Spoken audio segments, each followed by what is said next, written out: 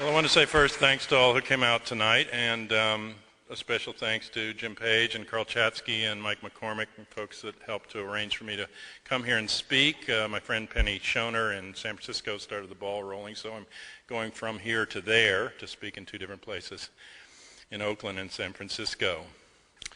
And I also wanted just to take a moment to commemorate this. It's the 40th anniversary today of the assassination of Brother Malcolm X. And Coalition on Political Assassinations has done work on that. Jim Douglas came and presented a very good research paper at our Memphis conference last year. And we have regional meetings. We'll have one April 1st to the 4th in Memphis on the King assassination. We'll be covering the Robert Kennedy assassination primarily June 3rd to the 5th in Los Angeles. And then we have an annual one in Dallas. This year it'll be from the 18th to the 22nd of November. Because the weekend falls before the anniversary date, but we always do a moment of silence up on the grassy knoll. And on the 40th anniversary of the Kennedy assassination, there were 5,000 people on the grassy knoll. I mean, I used to go out when there were 5 people. I've gone every year since the early 70s, but it's really a different period. And the work that we did on the Coalition on Political Assassinations was primarily focused on getting the files loose. And the JFK Records Act that we created has affected the release of over 6.5 million pages so far. On that case alone, the only larger release in recent history, and actually in most of U.S. history, of a document file are the release under the Nazi Records Act. And they're at 8.5 million now. And Cynthia McKinney, who managed to get back into office recently without a mention in the press, or even a mention by the Black Caucus the next day in Congress, is co-sponsoring a bill that I helped her to write, and she's going to be putting the bill out soon for a Martin Luther King Records Act to get all the files loose on King and his life and times. So, but Malcolm X was moving closer to King and working on the poverty issues at the time that he was killed, and I've always thought it was a precipitating factor. They saw both of them as potentially dangerous leaders of the black community, and as we'll get to a little later tonight in my talk, one of the responses to that by FEMA and Mr. Gifrida was, and a work that he did at the Army War College was to have roundup plans for 21.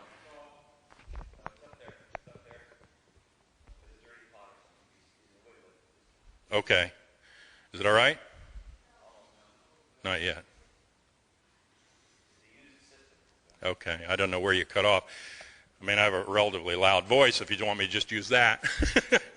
But no, I was talking about, there it comes back, Mr. Gifrida at the Army War College developed a plan before he went in to head up FEMA and made it more official there was a plan to round up 21 million African Americans in this country in time of dissent. And the murder of Malcolm X was never properly solved.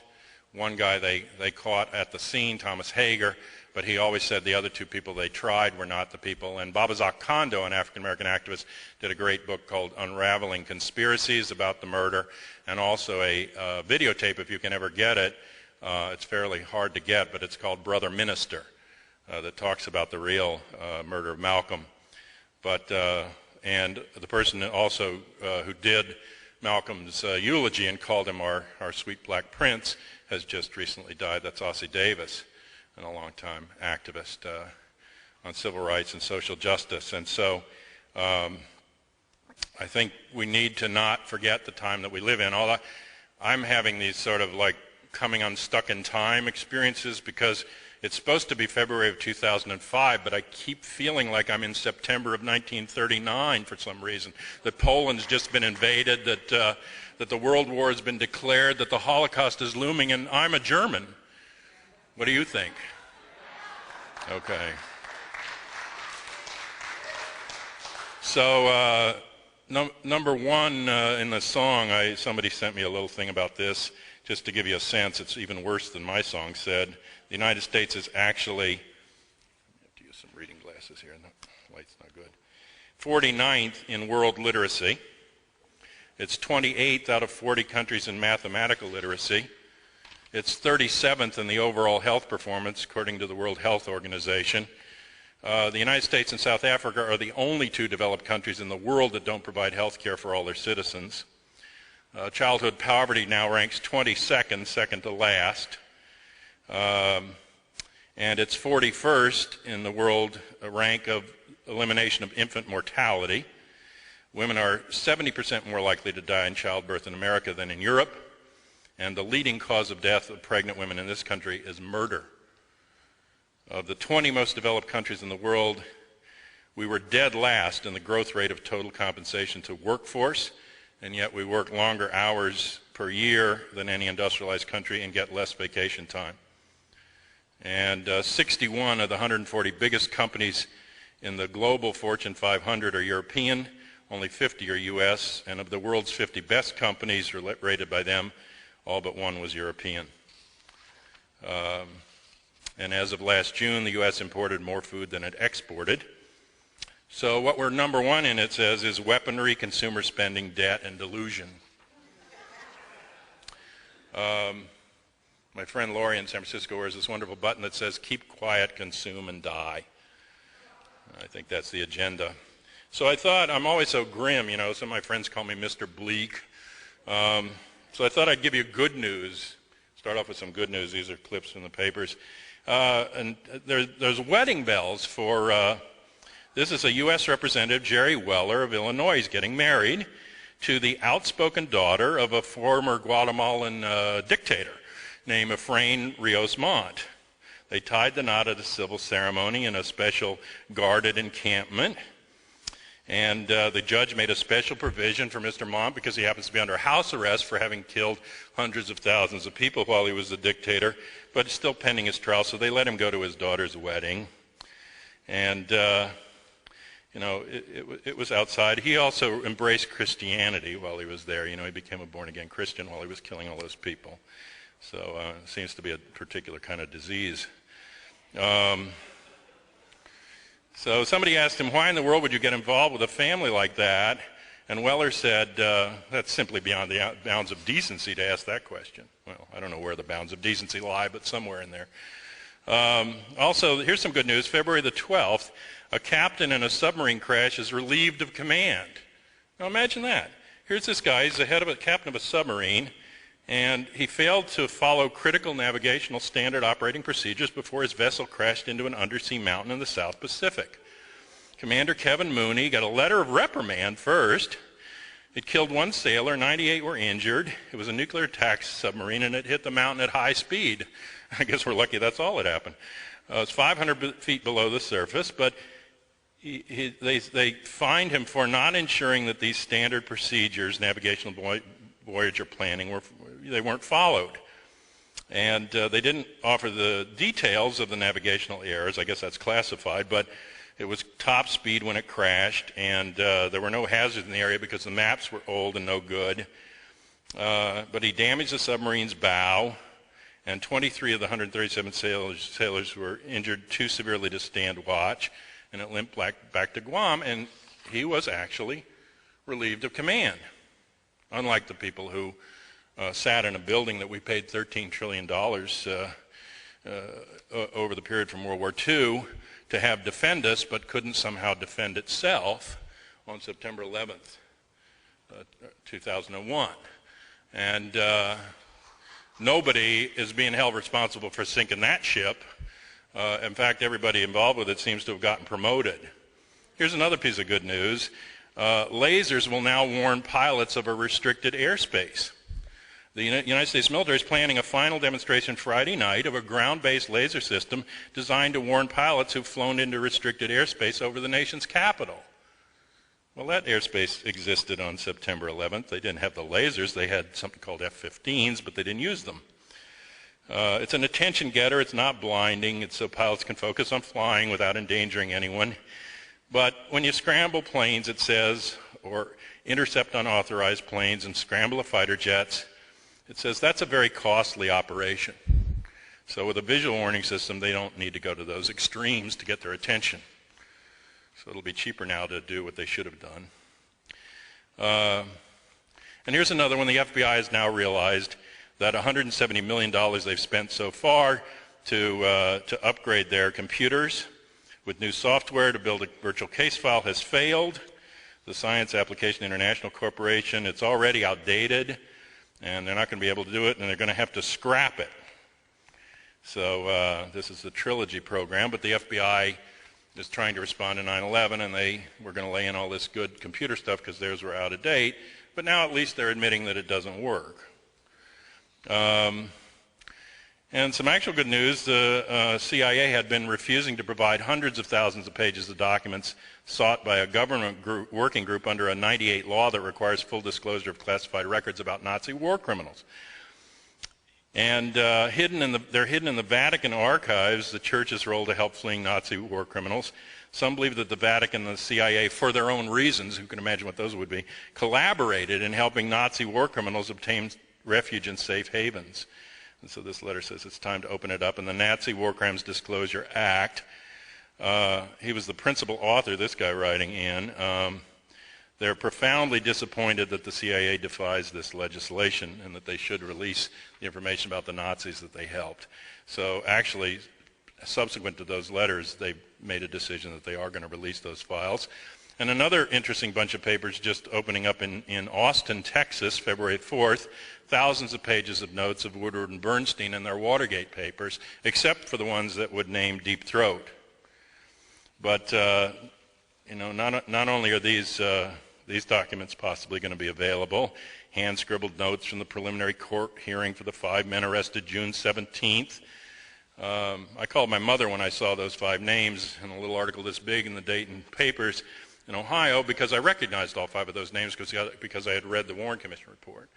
And I knew who Frank Sturgis and Bernard Barker and Eugenio Martinez and these people were part of Bay of Pigs and other operations. So everybody's dying off that was connected with it, but they don't yet want us to know who Deep Throat is.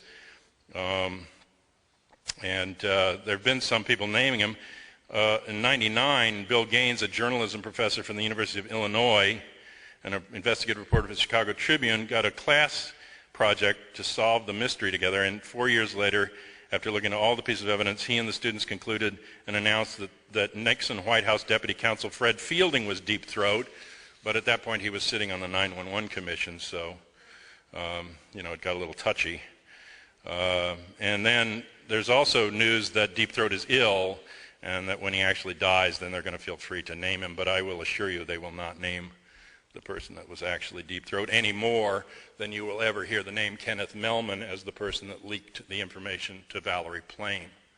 But Kenneth Mellman is an associate of Karl Rove. He and Karl Rove were protégés of Jack Segretti, the dirty trickster from Watergate. And that's where they learned their trade. He headed up the Bush campaign, and he now sits as the head of the Republican National Committee, and he's the one that leaked the information to the journalists, and the inside people in D.C. know that, but he's not even being investigated, so instead they chase around. And it was kind of significant, because Valerie Plame happened to be the person at the CIA in charge of the international network of human intelligence that was looking at terrorist cells abroad. Now, internally, that job was done by a woman named Linda Franklin. Linda Franklin was shot in the head coming out of an office depot by the sniper. And I picked up the obituary stuff, and then I picked up the funeral article, and lo and behold, only her family and a few friends were at the funeral. Where was Mueller? Where were all these FBI guys? Don't these FBI and cop guys like to come out when one of their own dies? But nobody's there except her particular circle of friends. And then the other main person who had been tracking those cells since the '93 bombing was John O'Neill in the FBI, and he's set up by his FBI colleagues who snatch his computer out of a meeting room and then claim he lost it, and he gets reprimanded, so he resigns, and someone suggests that he might be good as a head of security at the Twin Towers, and he dies there in the towers. So it's just a coincidental bunch of deaths, but they happen to disarm the entire possibility of checking on terrorist cells, if in fact they do exist separate from our training and influence. Some question the background of a unit's leader, this is called, in the Washington Post, well, at least some did. He is the head of the DIA, that's Defense Intelligence Agency. There's been more in the Post in the last 2 weeks on the DIA than there was in the last 30 years. It's called the Strategic Support Branch, and it was set up by Rumsfeld because he didn't want to rely on the CIA, so he set up his own spy agency. And they were doing what they call black reconnaissance, which isn't covered under the Church Committee because the CIA isn't doing it. You don't have to have any congressional oversight, and the public doesn't get to know about it. So, it's almost as good as Oliver North's operation. And it involves 2 elite special operation units. But this guy's background was not that he was trained at the Army Special Warfare Center or the CIA Field Tradecraft course for intelligence officers. His background is that he had a civilian career at the Immigration and Naturalization Service. Colonel George Waldrop, a reservist. And they're central to Rumsfeld's plan to empower Special Operations Command for intelligence missions that it hasn't performed before. It's human intelligence augmentation teams, Afghan and Iraq, with a commando unit most recently called Task Force 626. And they hunted for weapons of mass destruction. They recruited informants in Iraq's insurgency. And they were running these covert ops. And they talk about a military operation background. But then they start talking in this article to special operations soldiers who provided information that were there. And they said that the unit was out-of-shape men in their 50s and recent college graduates on their first assignments. They showed up with M4 rifles and accoutrements and scopes and high-end satellite equipment that they didn't know how to use, and actually put us in danger, this guy said. So he said that they wouldn't go outside the base. They were afraid they couldn't possibly be setting up human intelligence networks. Admiral Lowell Jacoby, the DIA director, declined to describe the qualifications, but he bristled at the idea that they weren't up to the task. And so Waldrop told the investigators looking into it, because the Justice Department had an Inspector General's office had a probe, and they quoted in their report sworn statements from the subordinates to Waldrop and the immigrations that he had set up at immigration when he was working there. He had set up a fake immigration screeners for the day that they were being visited by the government to check on it. And he told the investigators when they asked him about it that he was just following an order from a superior in Washington to withhold information. That's why he didn't tell them about it. So this guy came under a little bit of fire, and the thing came out, and then it was called a controversial Pentagon espionage unit.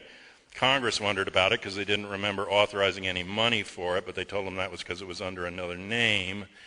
But then, here's the good news, on February the 13th, the unit loses its leader and Waldrop steps down. So now maybe will we get a unit that works, or we'll get a unit that we can oversee? Who knows? And just in case you still got post-election blues, this is from February the 15th. Kerry backs Bush's $81.9 war spending plan and the supplemental, so he's good for the game.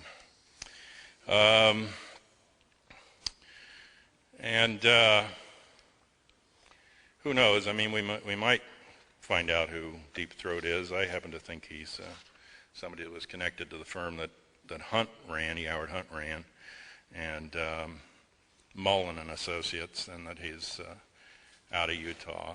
Bennett is his last name, but I doubt you'll ever hear it.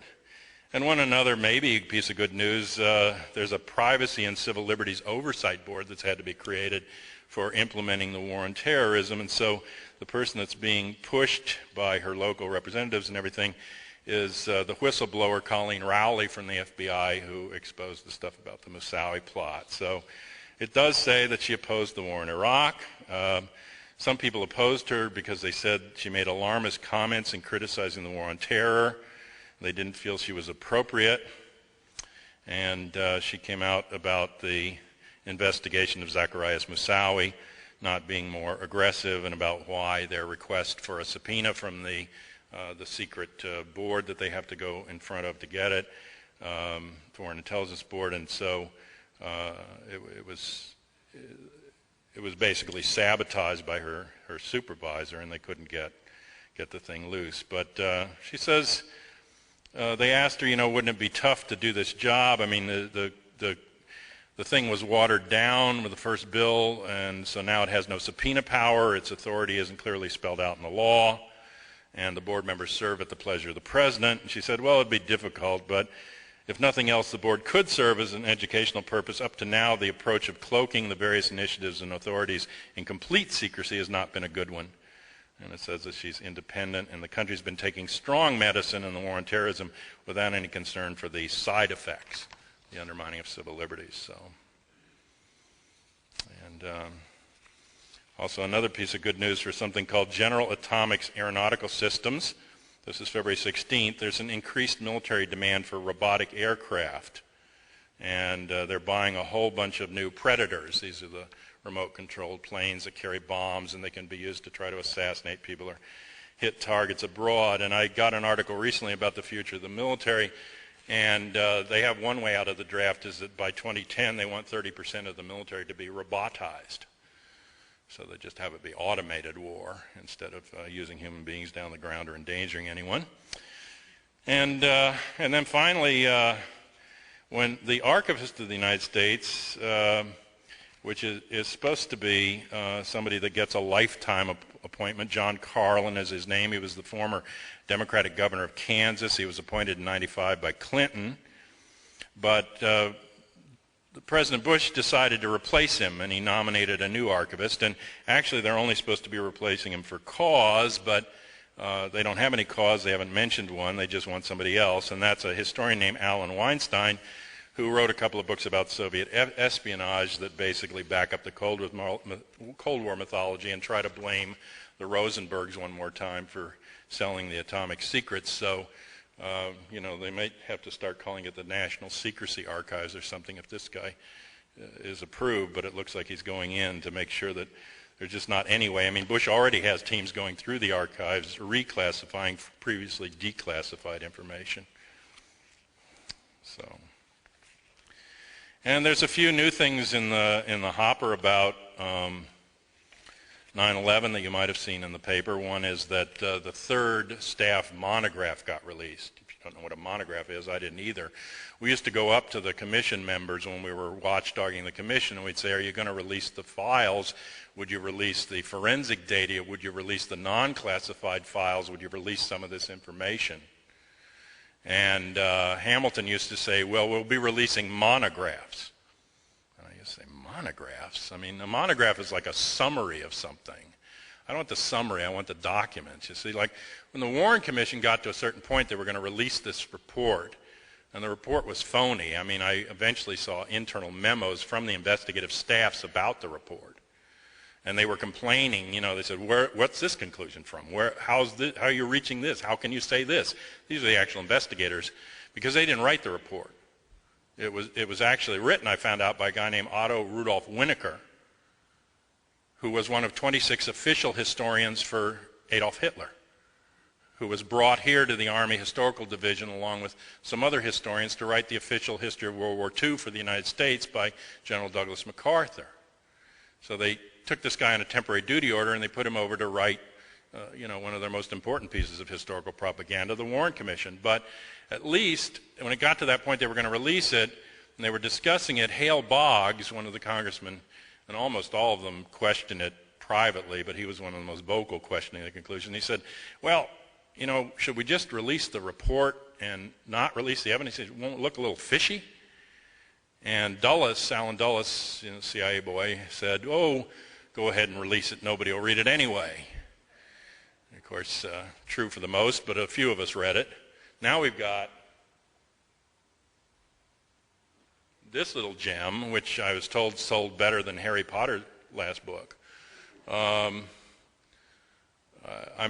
They seem to say Philip Zelikow wrote this, but we haven't really got an author yet. I'm interested to know who the author is. You know, the author of the Ken Starr report on the Monica Lewinsky thing, they hired that out too to a guy that had written for Penthouse magazine.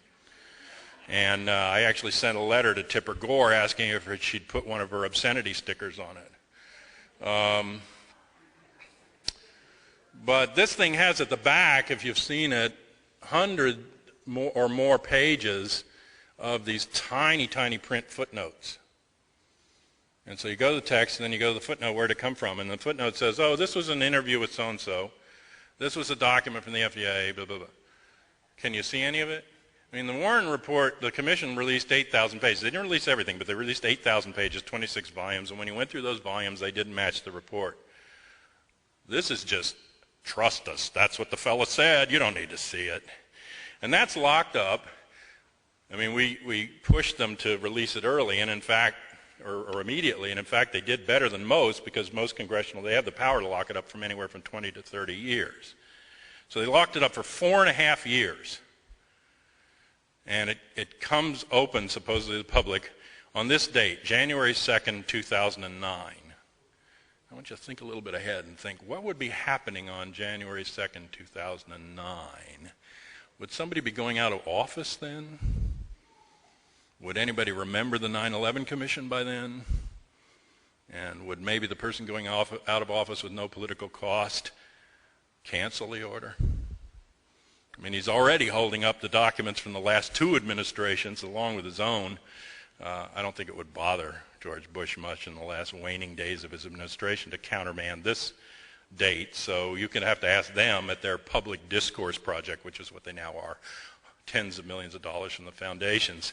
The commission now operates as the PDP. So if they have a public meeting, maybe you could go and ask them why they chose January 2nd, 2009. I mean, why 4.5 years? Why not 5? Why not 6? What was this magical date?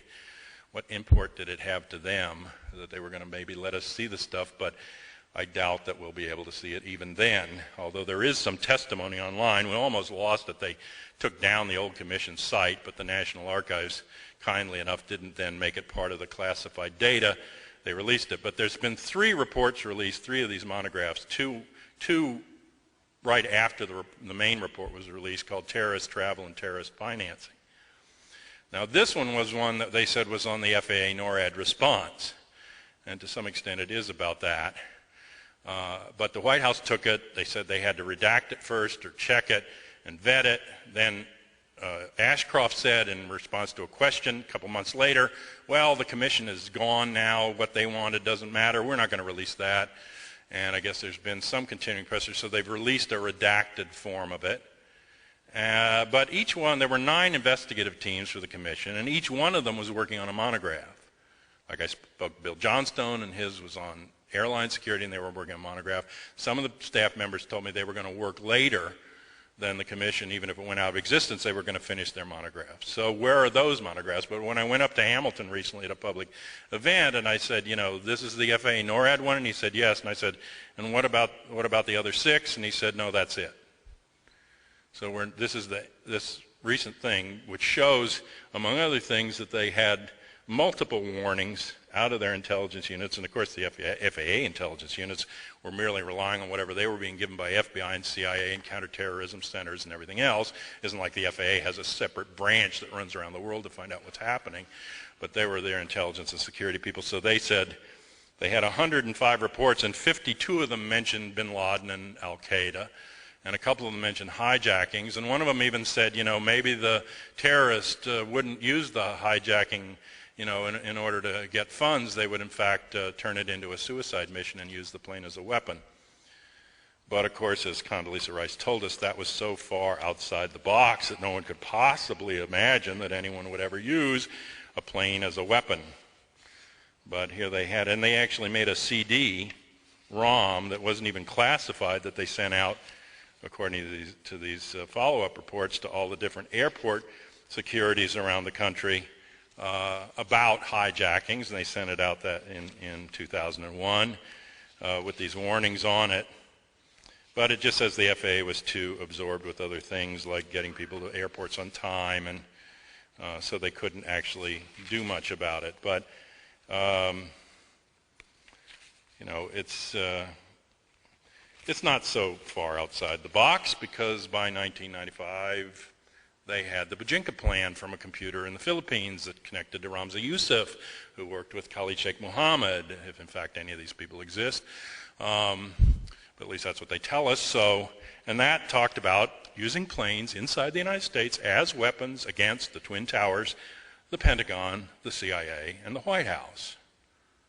And that was the plan, Bajinka. In 95, the Philippines, they heard of that plan. In 1999, I went to do a demonstration at the Pentagon. It was called A Day Without the Pentagon. The War Resisters League did it. I wasn't thinking what the Al-Qaeda were thinking. But I was thinking, what would one day's worth of Pentagon funding do for the civil sector? Just one day. And so we did a little march over there, and we had to meet with all these security people. You know, I found it interesting because when the Senate and House Joint Intelligence Inquiry Report came out from Bob Graham and Porter Goss, who's now the CIA director, Senator Shelby was one of the sort of minority people, so he was at the press conference, and he was at the microphone, and he took my question, and I started quoting Condoleezza Rice. Secretary Rice says, this is so outside the box, you know, and she's a national security advisor then, and, you know, no one could have imagined, and he starts grinning.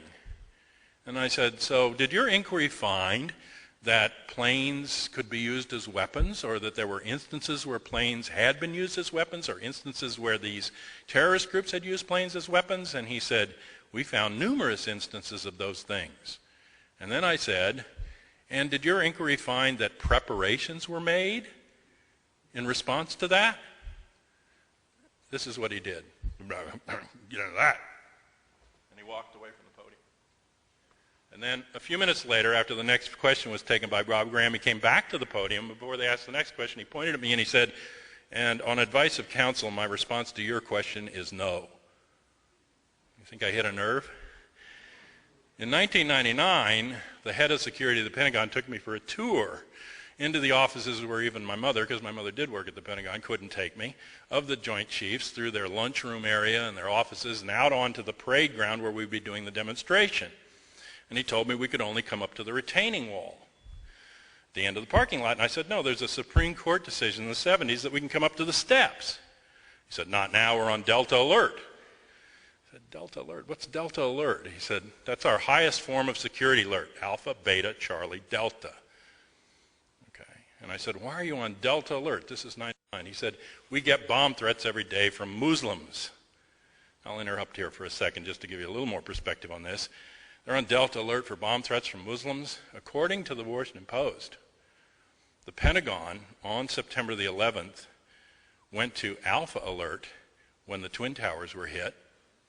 That's down here. And after they were hit, they went to Charlie Alert. So driving a plane in their building got them up to Charlie, but a bomb threat from a Muslim on the phone had them all the way up to Delta. Okay? You can explain that. I can't. But then he points up to the roof. He turns and points up to the roof of the building, and he says, and we've got camera and radar up there so they don't try to run a plane into the building. It's 99. I don't think he thought the camera and the radar would stop it. I think they might have had a mechanism. But later they said, we don't have a mechanism. And I said, what did we pay you all that money for? You don't have a mechanism? We don't have a mechanism, they said. But when I was about 10 years old, my parents would take me out into the Pentagon for the day, and they'd take me for lunch on a good day out into the courtyard area in the middle. And I sat on a silver box. And my dad said, get the hell off of that. And I said, what is it? And he said, it's a surface-to-air missile port. Now, that's the 1960s, friends. You think they dismantled the whole thing at the end of the Cold War, or like maybe they put in a little better system? When the little Piper plane almost went into the White House, I don't know if you remember this incident, but it happened in the 90s, and this plane flew into the White House lawn and crashed. They said in the Post that they were going to put up a surface-to-air missile defense, and they put some bushes around it in the front lawn of the White House, or the White House. So they had that there too. But I certainly think they must have had it at the Pentagon to deal with something that got that close. But they weren't using it that day. So, but again, good news from all this, because this broke, and we now have a little bit more information, Representative Waxman and Maloney are calling for hearings, not only about the FAA response to all this, but also about why the administration delayed the release of these findings till after the election.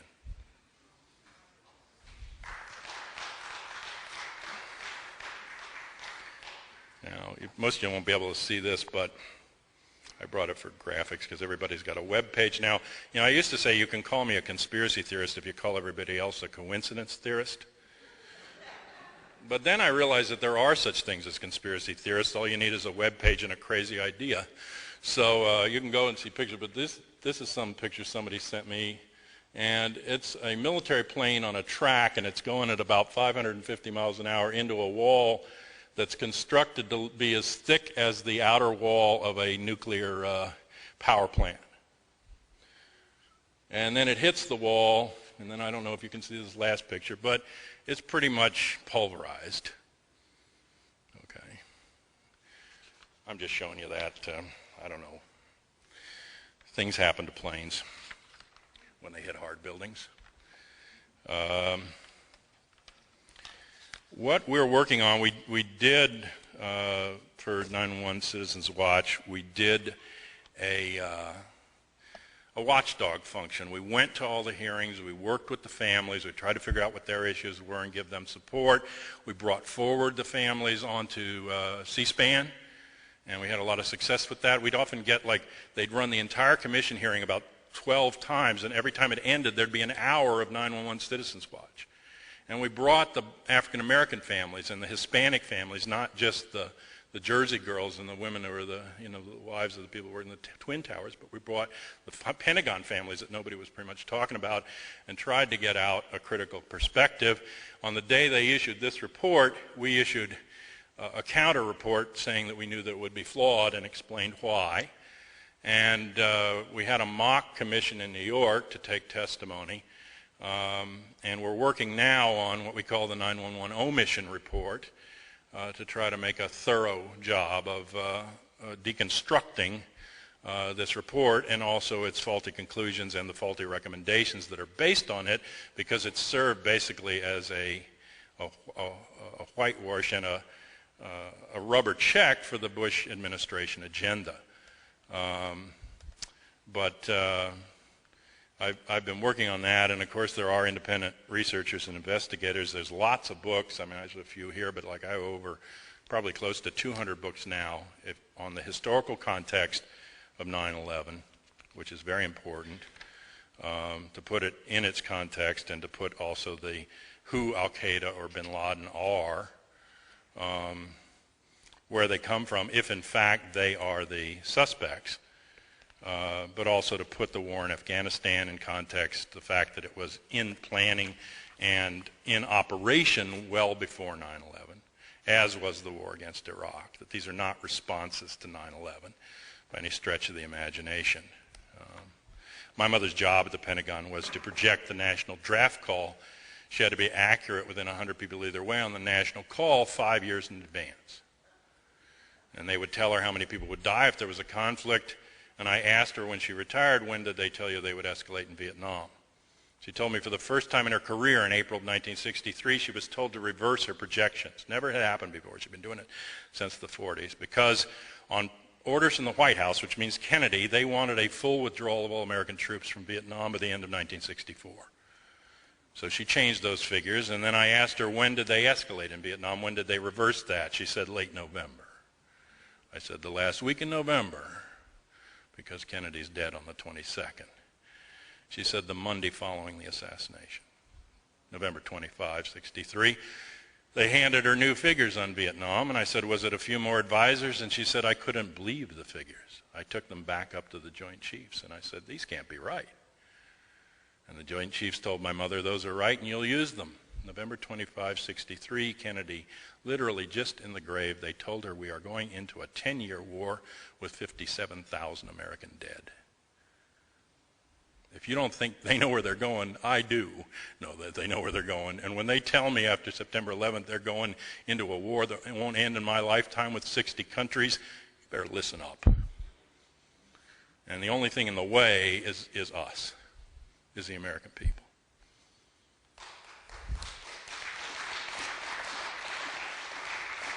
And they know it. That's why they go to these links to curb our dissent and divide us and make us afraid of each other. They know who their real enemy is, because we have the most potential than anywhere else in the world to reverse this, and the most moral responsibility to reverse it.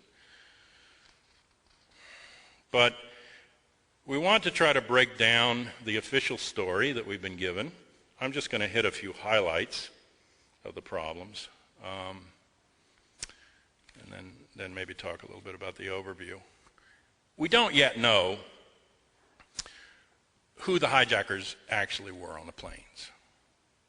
Let's start there. We don't yet know.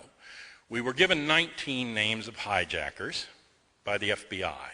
The FBI told us that they got those 19 names so quickly because they were on the airplane manifests.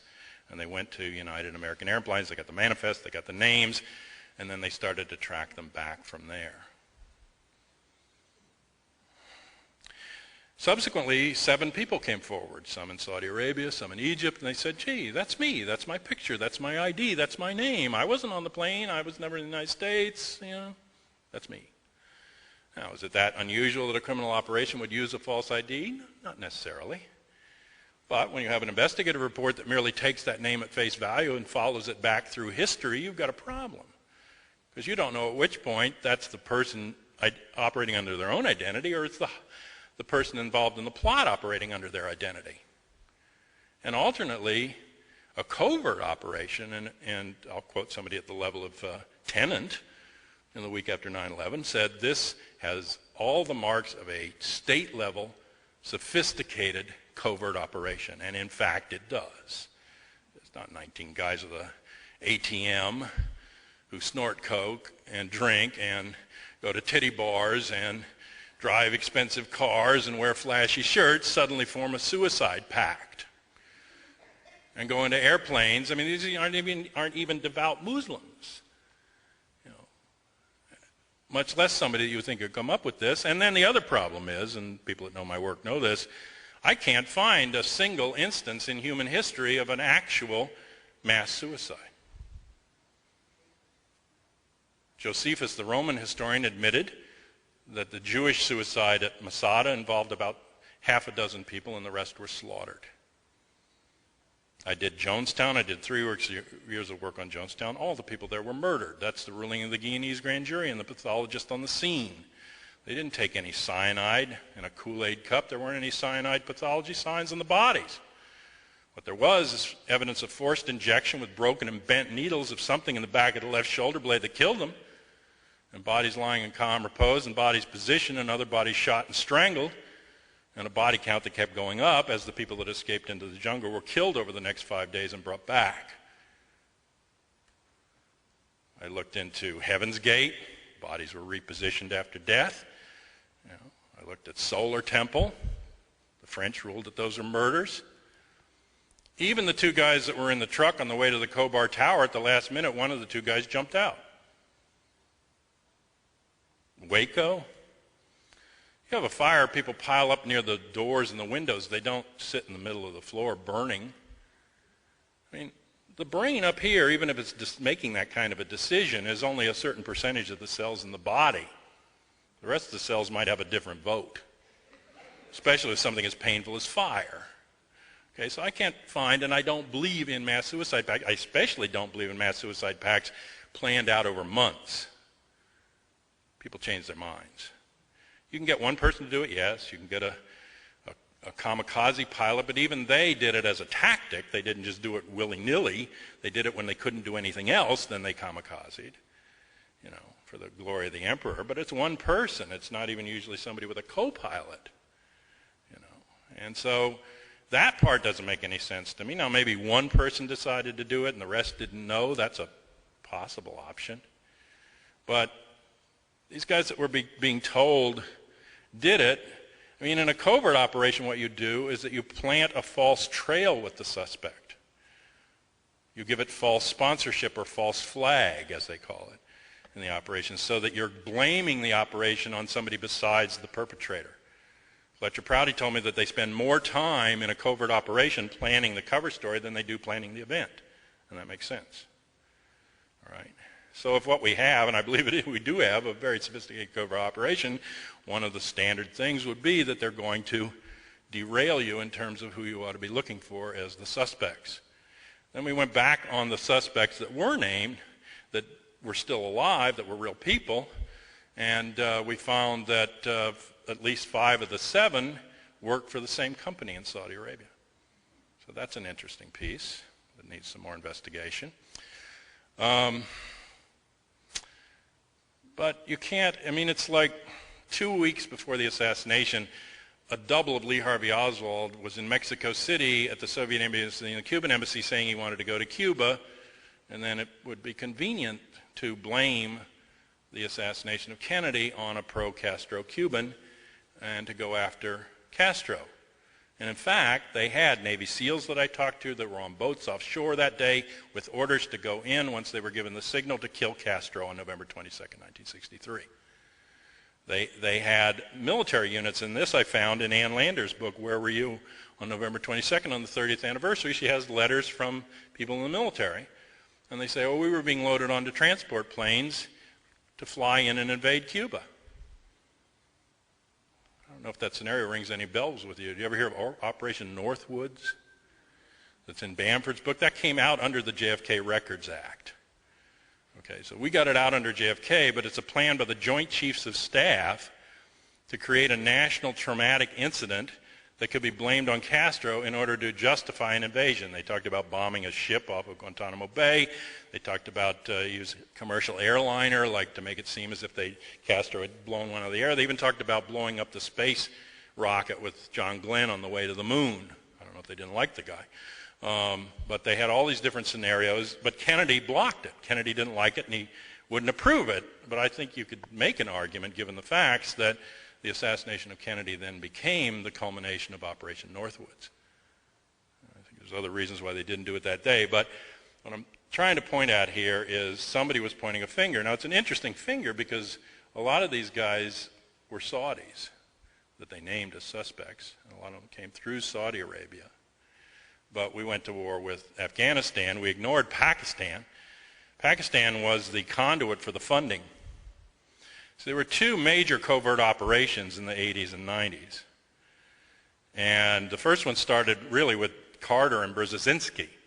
And Brzezinski got the bright idea that if they destabilized the situation a little bit in Afghanistan, maybe they could draw the Soviet Union into a response, and then they would be in a quagmire if we armed the opposition like Vietnam, and it would break the back of the Soviet Union. And he was interviewed more recently, and he said he has no regrets about doing that. And he said, why would a few hopped-up Muslims be worse, bother me, when we got the fall of the Soviet Union? How would you put one up against the other? So he came up with that idea. He went over there. They started initial funding under discretionary funds. Then they got a little more serious about it.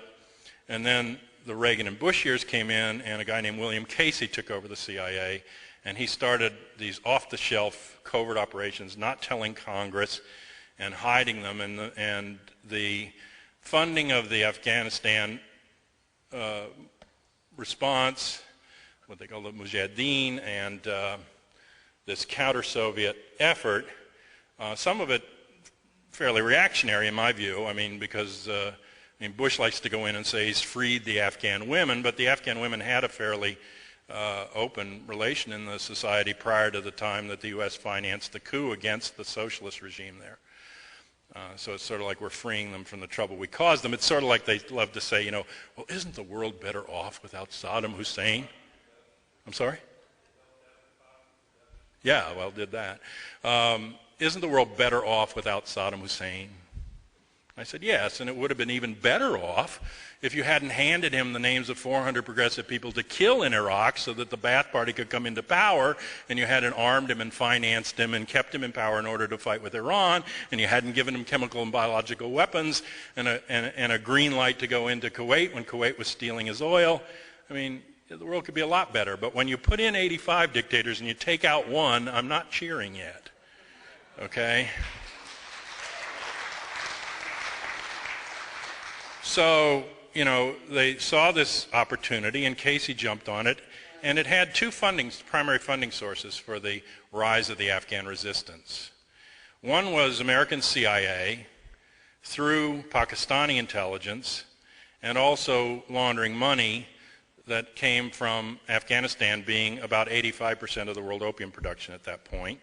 And so drug money has often financed covert operations. It's a long-standing thing, goes all the way back into the 1940s. It's a good source. I mean, it's worth more than gold, or guns and drugs are pretty much the real currency of the world. And Oliver North called it a clever idea when he got into it a little later. So the drug profits, can do it. And it's also one of the reasons I think they won't let us see the CIA budget, because the actual budget won't pay for the operations. And then they'd have to explain how it is they're financing what they do.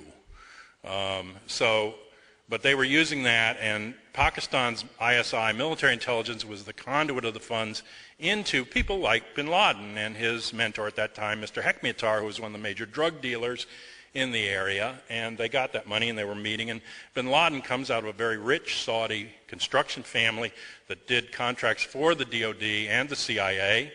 They built those caves that he was supposedly later hiding in or operating out of as part of the Afghan resistance.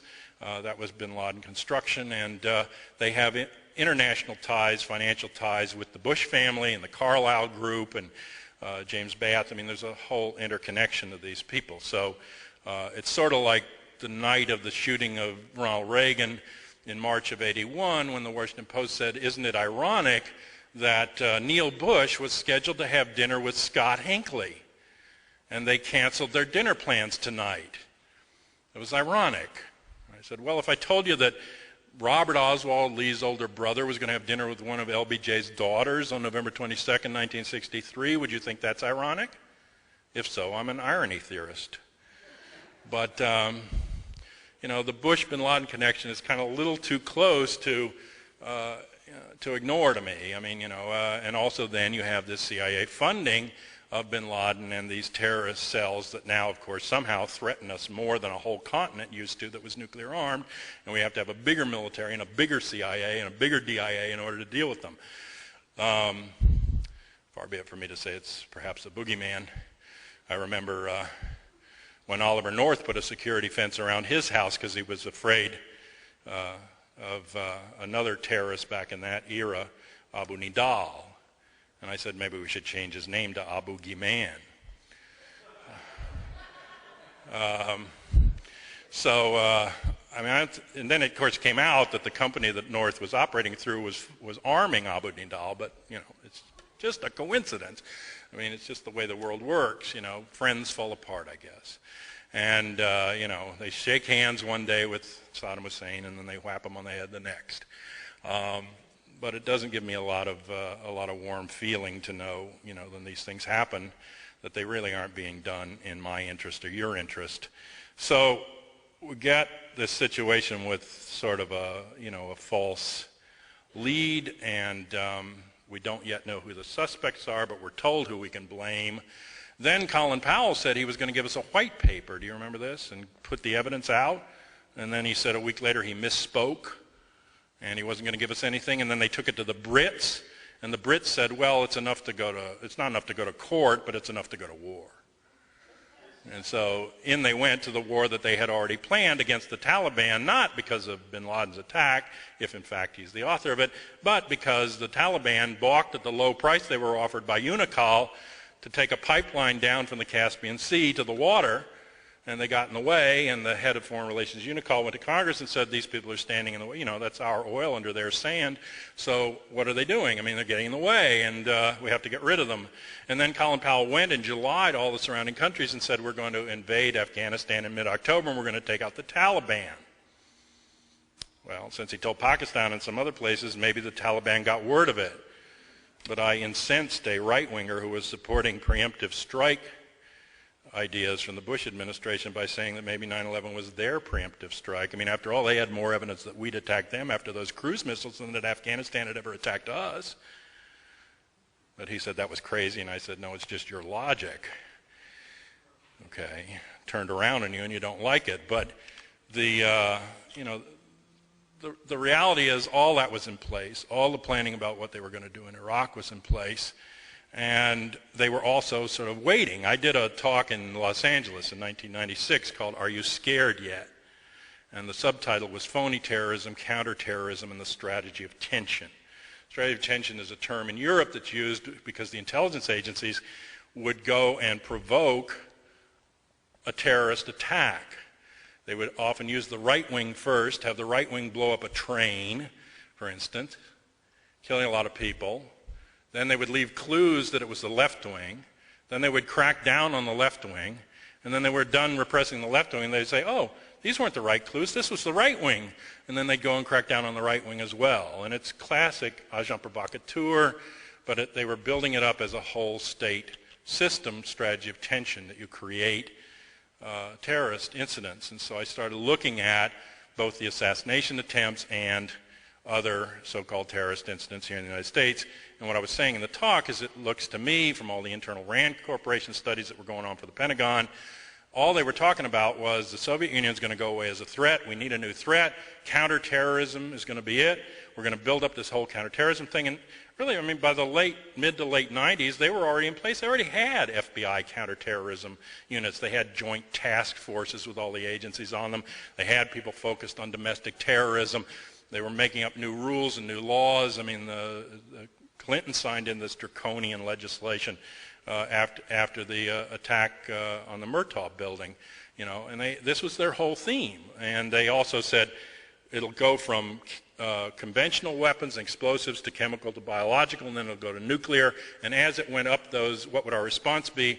And all the charts are, we'll start to implement complete martial law in the United States, and we'll go to continuity of government. Well, continuity of government was announced on September 11th in D.C. It was announced, and I haven't heard it subsequently unannounced.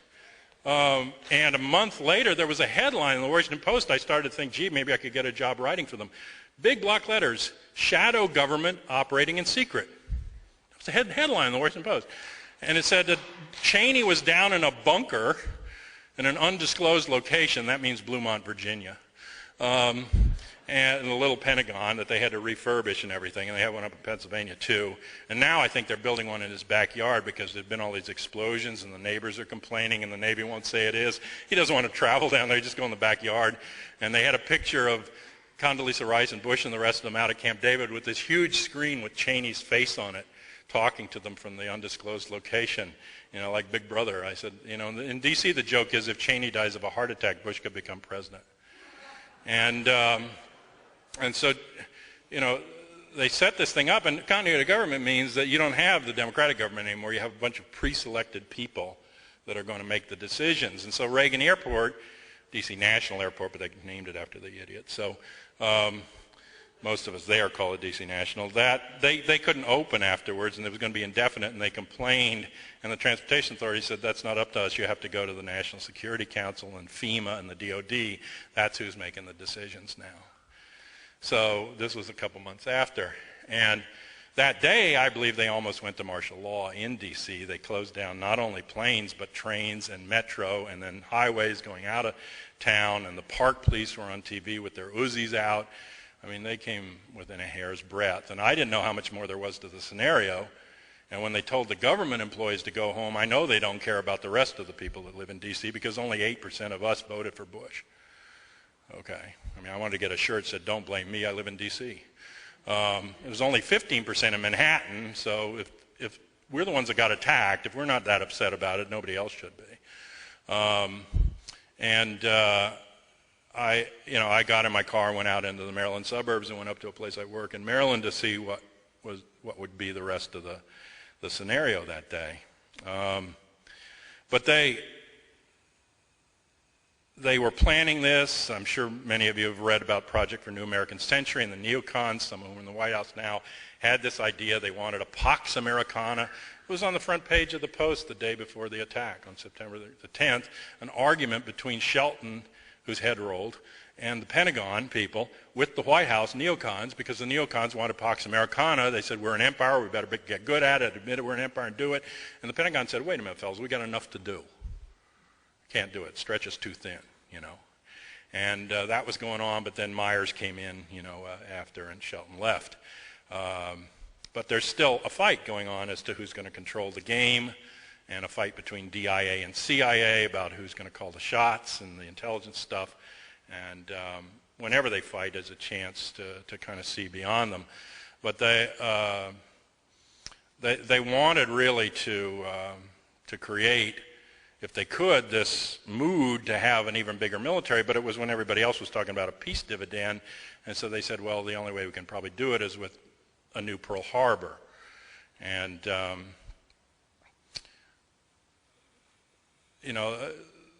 one of the things about Pearl Harbor that I think is the real connection to 9/11 is that Pearl Harbor itself was a lie. That they knew Pearl Harbor was coming and they stood aside and let it come. And they blamed some generals. At least in those days, they had a line of duty inquiry. They had a court-martial. They had some congressional hearings. Who allowed this to happen? And they burned these generals. But then over the years, and their sons now are taking this to court, it came out that the generals were left out of the loop, but that the system knew that the attack was coming. And I actually met the woman who, and I was telling somebody here about this earlier, I met the woman who cracked the code. It was called the East Wind Code, and it was the code 2 weeks before where Japan sent this coded message saying where they were going to attack and what they were going to do.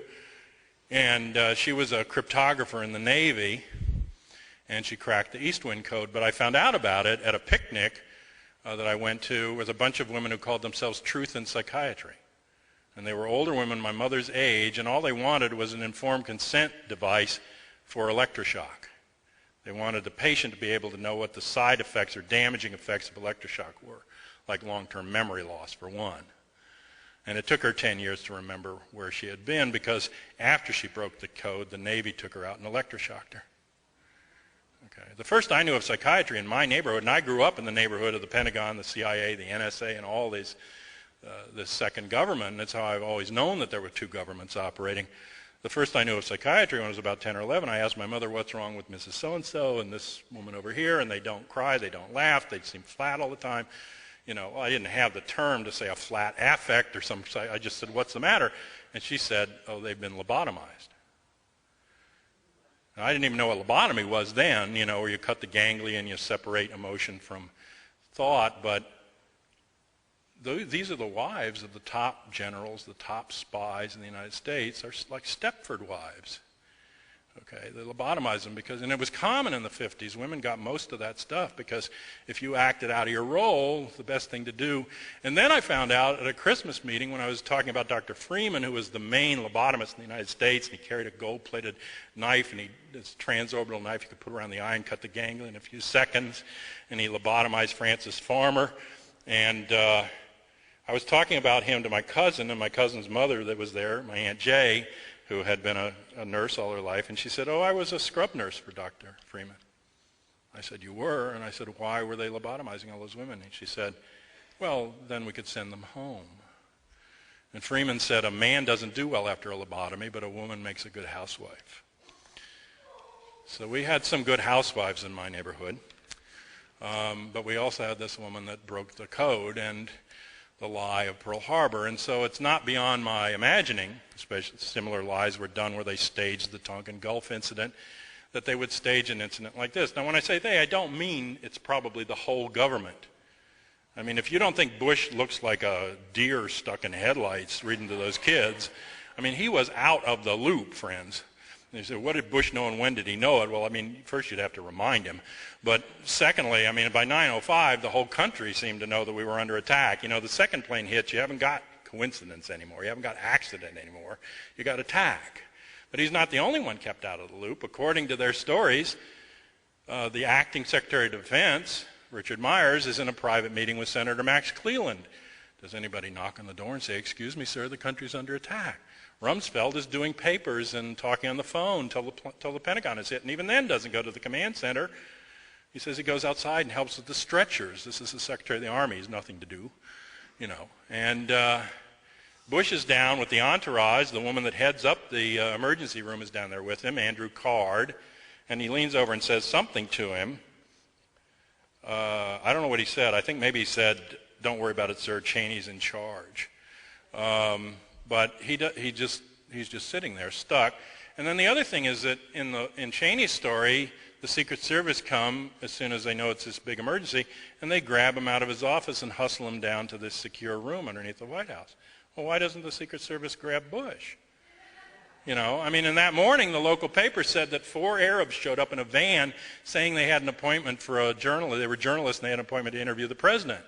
but it wasn't on the agenda, so the Secret Service chased them away. Did they keep their license plate or ask their name? It was just 2 days before, if you remember, that the Northern Alliance leader in Afghanistan had 2 guys come in saying they were journalists with cameras that actually were suicide bombers and blew him up with them. Okay, so journalists come to the door down there in Florida to see Bush at 5 in the morning, and they have to go away, but they're not worried about him.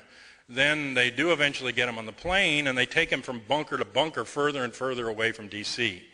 And he complained himself on 60 Minutes that when Air Force One went up, that they didn't have any phone service. He was on the secure line that he uses, and he's talking to Cheney for a little bit, and the phone goes dead. And for 2 hours, the phone is dead. And they're calling on cell phones. They don't have a secure line. He's telling them to get down to the ground. We talked to a Secret Service agent who was on the trip, and he told us that the way Bush came back to D.C. was that they forced him to sign a waiver saying they weren't responsible for his safety. And then he was allowed to come back. But other people didn't want him in the loop. They wanted him out there in those bunkers and hanging around and no way to communicate or take charge, because that secure line would be how he would send any orders for an immediate command. And the black box, that allows him to communicate, that's important too. And 6 months later, Cheney is talking at the Chamber of Commerce in San Francisco, and he says, "Oh, I have the black box." Well, he's not supposed to have the black box. The president's supposed to have the black box. You see, so it's important where the black box is. It didn't go back with Johnson on November 22nd. It didn't stay with Reagan on March 31st. When Bush became president the first time. And you have to look at these things and see where the command is going. So, but most everybody else, had better than an inkling. The Pentagon in October of 2000 actually did an exercise of how they would respond to the emergency vehicles to a plane running into the building. And there were other exercises similar. Even up to and including that day. There was one at the NRO headquarters, which was a big black budget, saying that Congress was really angry because they built this multi-million-dollar building, didn't even tell them that the money was coming, being secreted through the black funds. But their initials used to be secret, the NRO, and they're the spy satellites. And so their building was having a security, evacuation exercise, simulating the idea that a small plane had hit the building in an accident on the morning of September 11th. And then later they had a lot of their staff people go home. A lot of the government people, went home afterwards. But the other thing that was impossible for me to reconcile was the lack of any response by FAA and NORAD. I mean, we were told that this is an intelligence failure. This was not an intelligence failure. They had a lot of intelligence. They do share intelligence between agencies. They had warnings from 13 countries that something was coming. Clark said their hair was on fire that summer. People are pounding the drum. Other people are doing nothing. Stuff was presented to Condoleezza Rice and to Philip Zelikow, who we only found out halfway through the commission had been appointed to do the Bush transition team work to put in the new National Security Council and put Condoleezza Rice in as the advisor. And they were friends. They had written a book together, and the families wanted him to step down. But Thomas Keane, the head of the commission, said, "We're aware of these contradictions, and Mr. Zelikow has had to recuse himself at certain points in this investigation." I mean, this is a guy who was a witness to his own commission, as was Jamie Gorelick, who sat on the commission. Okay, a witness to his own commission. He's had to recuse himself at certain points in the investigation. And then Keane says, as all of us will have to recuse ourselves at certain points. All of us. You get it? I mean, every one of them, from the airline industries to their ties to intelligence. I mean, Keane himself had a business venture, an oil venture overseas that involved one of bin Laden's brother-in-laws. Okay, and the ownership of the company, co-ownership of the company with Delta Hess Oil. And, he also had a major position on the board of the NED, do you know that? National Endowment for Democracy. That used to be a role played by the AID, Agency for International Development, used to be the CIA front to carry on covert operations and overthrows in other countries. Then they replaced it in the 80s with the NED. So under the garment that they were bringing democracy, they would destabilize the situation and put in the neoliberal version of democracy. And I mean, I don't know that it's necessarily worse than what we have here, where the machines seem to elect the people. At least things have changed. In my time, the dead elected the living, but when Carnahan died, then it was the opposite there in Missouri. But unfortunately, we got Ashcroft into the Justice Department instead. But we have some stage shows here, but that's the cover that they're going to bring democracy around the world and have these things they call elections, and then that takes care of what people need, as long as they can also grab all the financial control and the resources. And hold just one sec. Okay.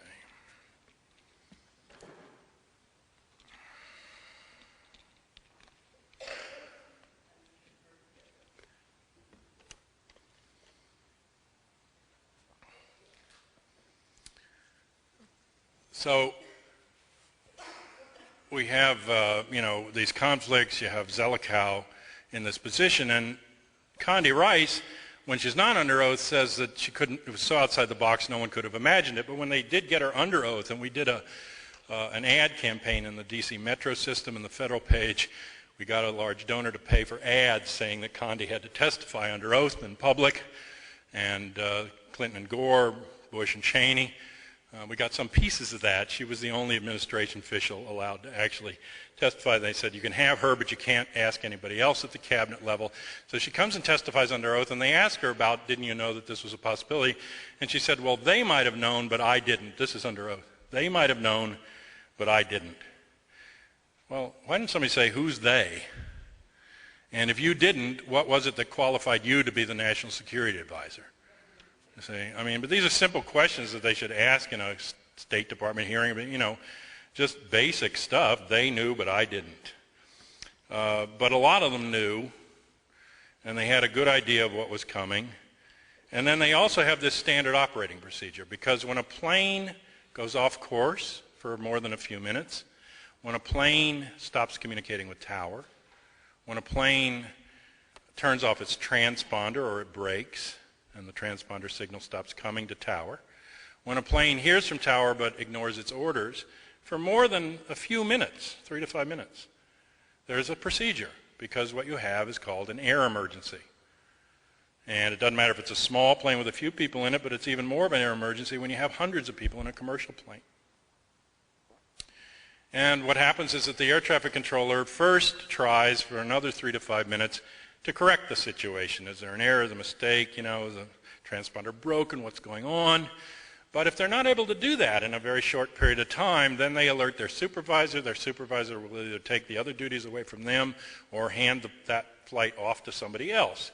When a transponder goes off, it's very easy also, because it's a non-identified blip on the screen, so it stands out, to tag it with an identifying tag.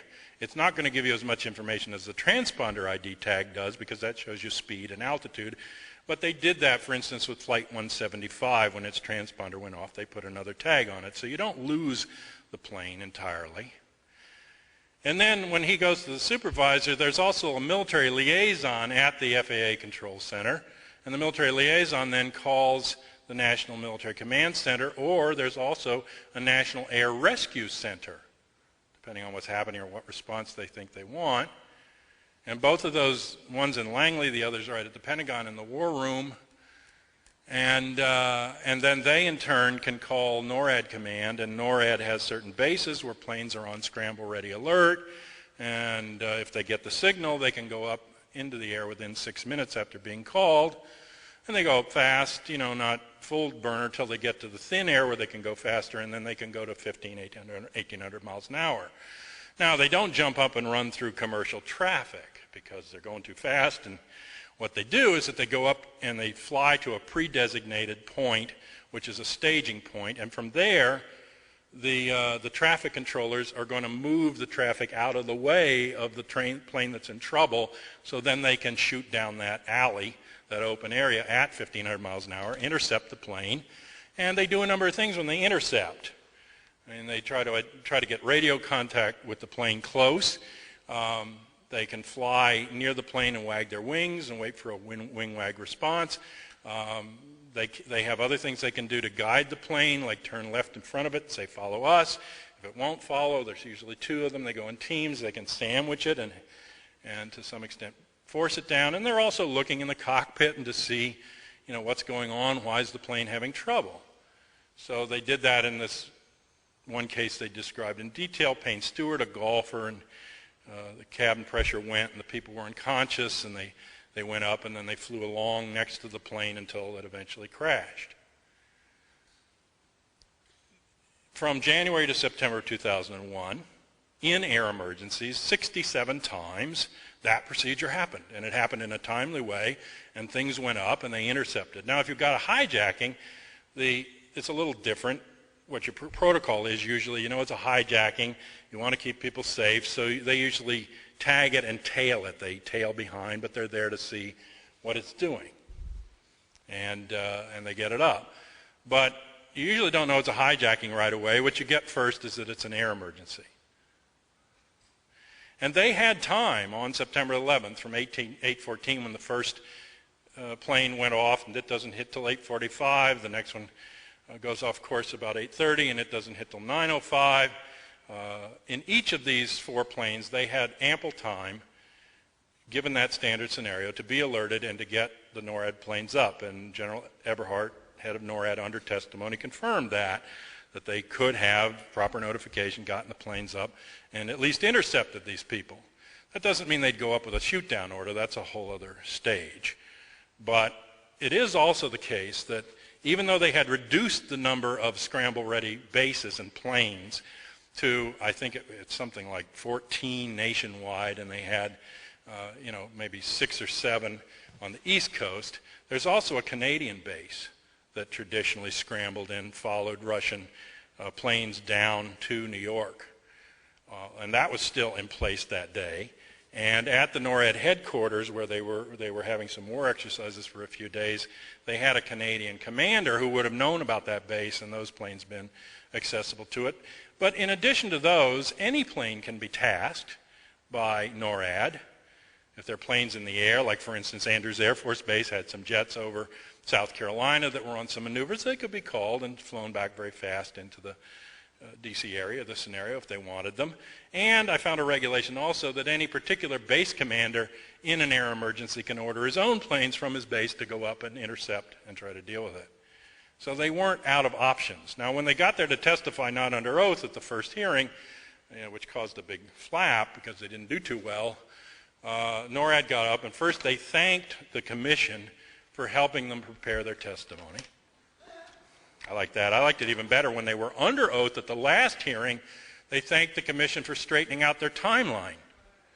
I mean, that's like the lawyer for the other side. You thank them at the end. Thanks for straightening me out on what happened. But they thanked them for helping prepare the testimony. And then they said, well, it was fog of war. I don't remember that we were at war that day. It was fog of war, and they just got so confused. And then a year later, CNN went into the war room with General Winfield Montague, who's the head of the National Military Command Center, which would have been the relay point to NORAD. It's the first time they let the press into the war room ever in the Pentagon. It's a biggie. We're going to bring in the inner sanctum and tell you the real story here. Well, General Winfield Montague was not really the right guy to ask because he had made arrangements the night before not to be in the command center, had something else to do between 8:30 and 10:30 on the morning of September 11th. I don't know, he's taking his daughter to the dentist or something else, but he was gone. And a young Navy guy, Leedig, was popped into his place, who was his first day on that job. But they get Winnie in there, and they're asking him, well, what happened that day? And he said, well, we didn't respond right away because the FAA was tracking 4 seemingly unrelated hijackings. Well, I said, can anyone deconstruct that sentence? 4 seemingly unrelated hijackings. Do you have to have 6 unrelated before you go up? Do they have to be related? I mean, you got 1 hijacking, can't you deal with that? And a second one comes along, deal with them independently? I mean, maybe they weren't related, but we hadn't had any hijackings in 10 years, and you got 4 planes out of 2 airports on the same day within a few hours of each other. Might be related, but You know, it kind of reminded me when the acoustics people did Dealey Plaza and they found out that one of the shots came from in front of Kennedy, and the Washington Post said that doesn't mean it was a conspiracy. There could have been another lone assassin who came there to shoot him that day. And then they said, and there's no proof that they knew each other. And I said, who knew each other? But, you know, it was just a good day to shoot the president. Out they came, hunting season. Coming to Dallas, boys. Maybe it was, I don't know. But, you know, whether they were unrelated or not, to sit there until the FAA figures out what's going on is not procedure. And then they asked at that first meeting, they had Jane Garvey from the FAA, and they said a timeline. She said, timeline? She hadn't even thought about bringing a timeline. She rushed back, so I'll get it for you, and she sent a one-page document, and here's the timeline, one time. At 9:24, we determined that Flight 77 was a hijacking, and we informed the military. We told NORAD at 9:24 that it was a hijacking. Well, long before it was a hijacking in their view from the ground, it was an air emergency. And long before 9:24, the other planes had given many indications to the controllers that they were not only out of control, but that they were under someone else's control, that there were hijackers aboard. They said, we have other planes. The people on the planes were calling in with stories about them and identifying hijackers. People were calling their families. So word was out, but even if it's not a hijacking, it's an air emergency and you respond to it. And inexplicably that day, something that had worked all that time up to then and has worked since falls apart. And that's why I say this is not intelligence failure. This is failure of standard operating procedure. It's failure of standard operating procedure when the woman at Langley lives across the street from four of these guys prior to 9/11 calls 4 times to the CIA to complain about how they're behaving and shooting guns off at night and keeping her up, and the CIA calls her back the 4th time and says, don't worry about it. It's not standard operating procedure when these guys make a spectacle of themselves everywhere they go and people complain. It's not standard operating procedure when somebody gets the idea maybe we ought to check the flight schools and their supervisors say, no, don't do it. Or Colleen Rowley sends the memo up to get a search warrant for Moussawi's apartment, and it has to go under these special court that they've set up, the FISA court, Foreign Intelligence Surveillance Act, and they have a special court, and they know how to do it. You have 2 elements. You have to show that there's a criminal activity, and you have to show that there's a foreign country involved, some foreign involvement. So they give both of those, and they send that up the chain, and then the supervisor breaks them in half and sends only one of the things up, and so FISA, unlike all the rest of the times when they normally rubber stamp any of these things, turns it down. And so it obstructs the investigation. But if you don't think they know what was coming, I'll read you a little bit. This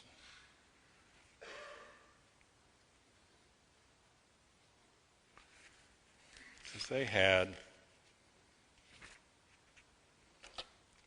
I'm finding it.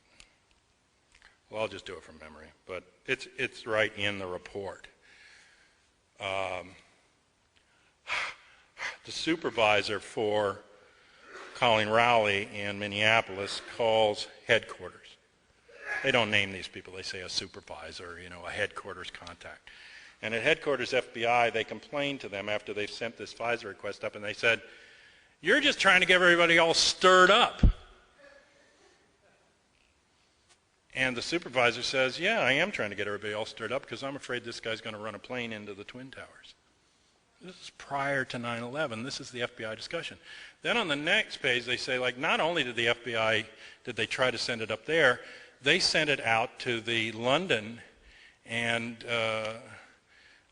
the German offices, I think, of the FBI, the foreign offices of the FBI, and asked them to take a look for this guy and see if he had any connections there, because they said, again, we're afraid that this guy's going to try and attack the Twin Towers.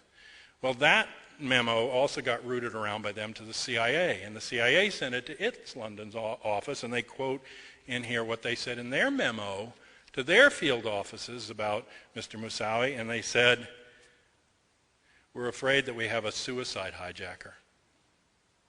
It doesn't seem to me that that's a very common term prior to 9/11, a suicide hijacker.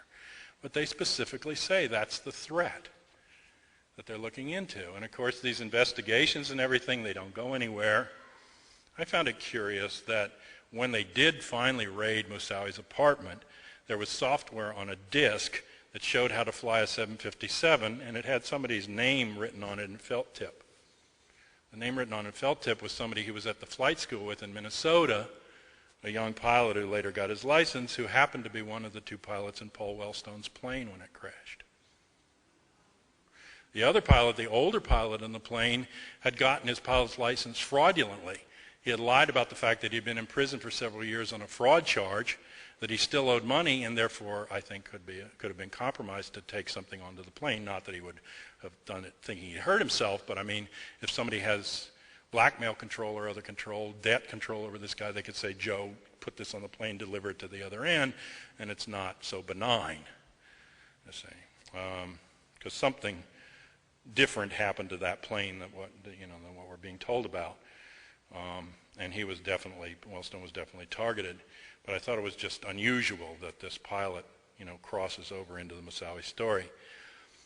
But there's all these things that aren't standard procedure by all of the intelligence agencies, where they formally share information, they let it drop, warnings come in, they're not taken up, or warnings are given and they're apparently ignored. But beyond the warnings, they also had forewarnings to specific people.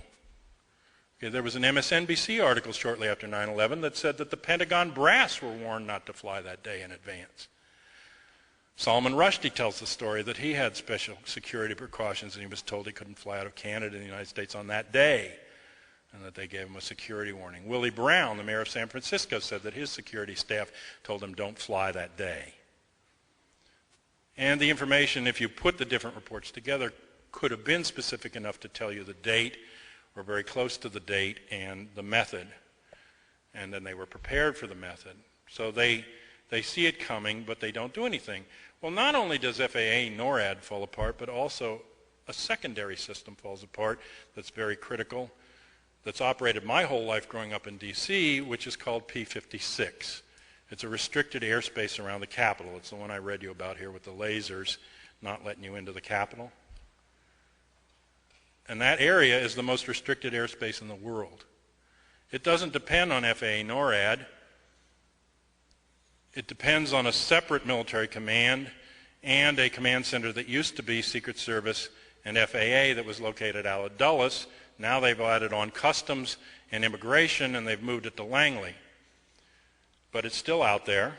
It was called the National Capital Area Regional Command Center. It has some other name now, but that's classified, I guess. But they have a new office, but it was in place. And during my lifetime, I have seen jets come up from Andrews Air Force Base, from the Anacostia Naval Air Station, 135th Wing is right there, and they can jump up into the sky in a few seconds and protect that airspace. And I've seen them go up when I was a kid and chase little planes out that weren't obeying commands to get out of the area. But that day, absolutely nothing goes up.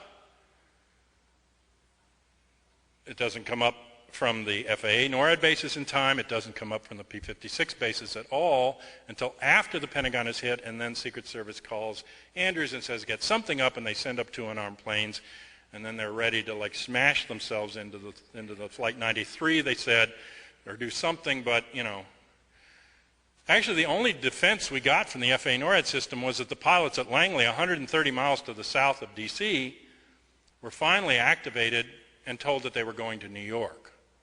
And on their way to New York, they were asked to look out their window and see if the Pentagon had been hit. And they confirmed a plume of smoke. So that was our defense that day of this very restricted area around the Capitol. And it doesn't happen just when you get to the Capitol. It has what's called an ADIZ, or an Air Defense Interception or Identification Zone, of 50 miles. So 50 miles out, they start picking up the blips, and they're watching them to see what they do. And if they aren't going on track and they aren't responding, then they've got time to get something up there. Not in the report, not mentioned in the report, not followed out at all, is their own testimony from Mr. Mineta, the Secretary of Transportation that day. And he met with Jane Garvey when the thing started to happen. The second plane hits. They know it's an emergency. He said he was called over to the White House. And so he runs over there. It's a little after 9 o'clock. He goes through some elaborate vetting procedure to get him in. They still have to check to see it's him. And he gets down into the emergency situation room, the operations room, with Cheney. And he overhears this conversation that he says probably happened about 9:24, 9:25 in the morning. And a young guy comes up to Cheney and he says, "Sir, the plane is 50 miles out. Do the orders still stand?" Now, that to me has to be Flight 77. There isn't any other plane in the scenario that gets within 50 miles of D.C., and the timing is good. 9:24 hits Pentagon 9:38. Comes in 400 or 500 miles an hour, has to make a loop, so it's 50 miles out at 9:24, 9:25. The plane is 50 miles out, sir. Do the orders still stand? Then he comes back and he says, "Sir, the plane is 30 miles out. Do the orders still stand?" And he comes back one more time, Mineta says. And he says, "Sir, the plane is 10 miles out. Do the orders still stand?" And then Mineta says, Cheney's head snaps around and he says, "Of course the orders still stand. Have you heard anything different?" And then when there's moments of that, the plane hits the Pentagon. And I think you have to ask yourself, what orders is he talking about? Is he talking about shoot-down orders? Because that's what Mineta thinks he's talking about. Well, what's he going to shoot it down with? There isn't a plane up there to do anything to it. So it can't be a shoot-down order. Besides, if it was a shoot-down order, you wouldn't be tracking the distance between the bogey and a city. You'd be tracking the distance between the interceptor to shoot it down and the bogey itself. In other words, we're 5 miles from the target, sir. Do we shoot it?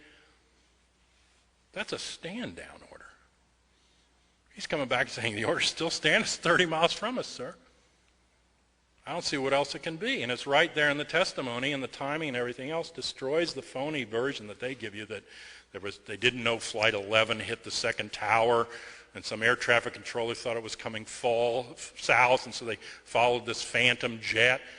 Followed a phantom jet with what? Where's the blip? And who's got it on the radar? Who's guiding you to it? Now, that's supposed to be what Langley was doing. Otis, even more interesting, the Otis pilots go up, and they go out to Whiskey 105, and they're waiting for their instructions. The second plane still hasn't hit. The first plane's already hit by the time they get them up, but they're out there looping, and then they're looping, and they're looping, and they're looping, and nobody clears a path, nobody gives them a designator, nobody gives them a target, and finally, after the second tower is hit, they're told to fly into New York. And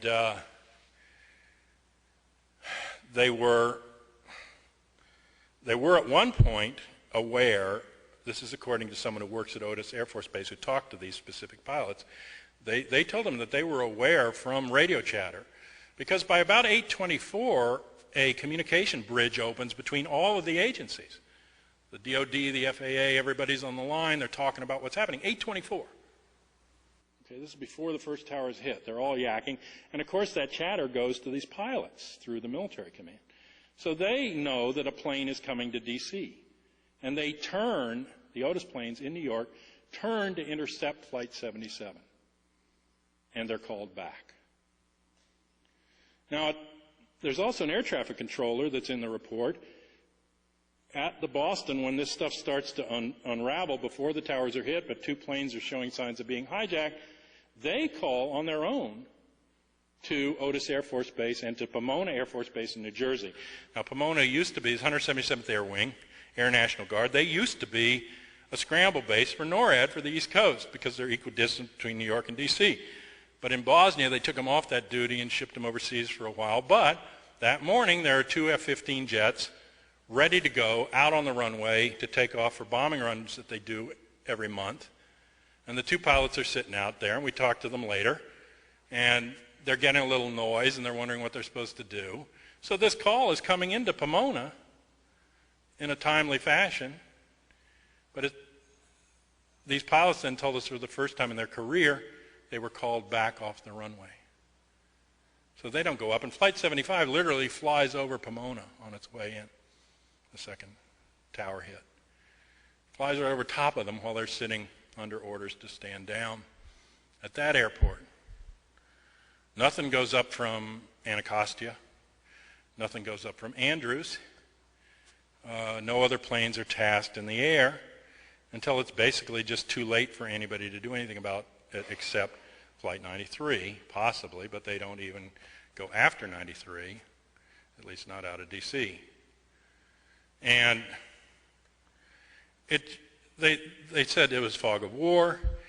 Then they said that they only had radar from the Cold War and all of it pointed outwards, like 180-degree radar, not 360-degree radar.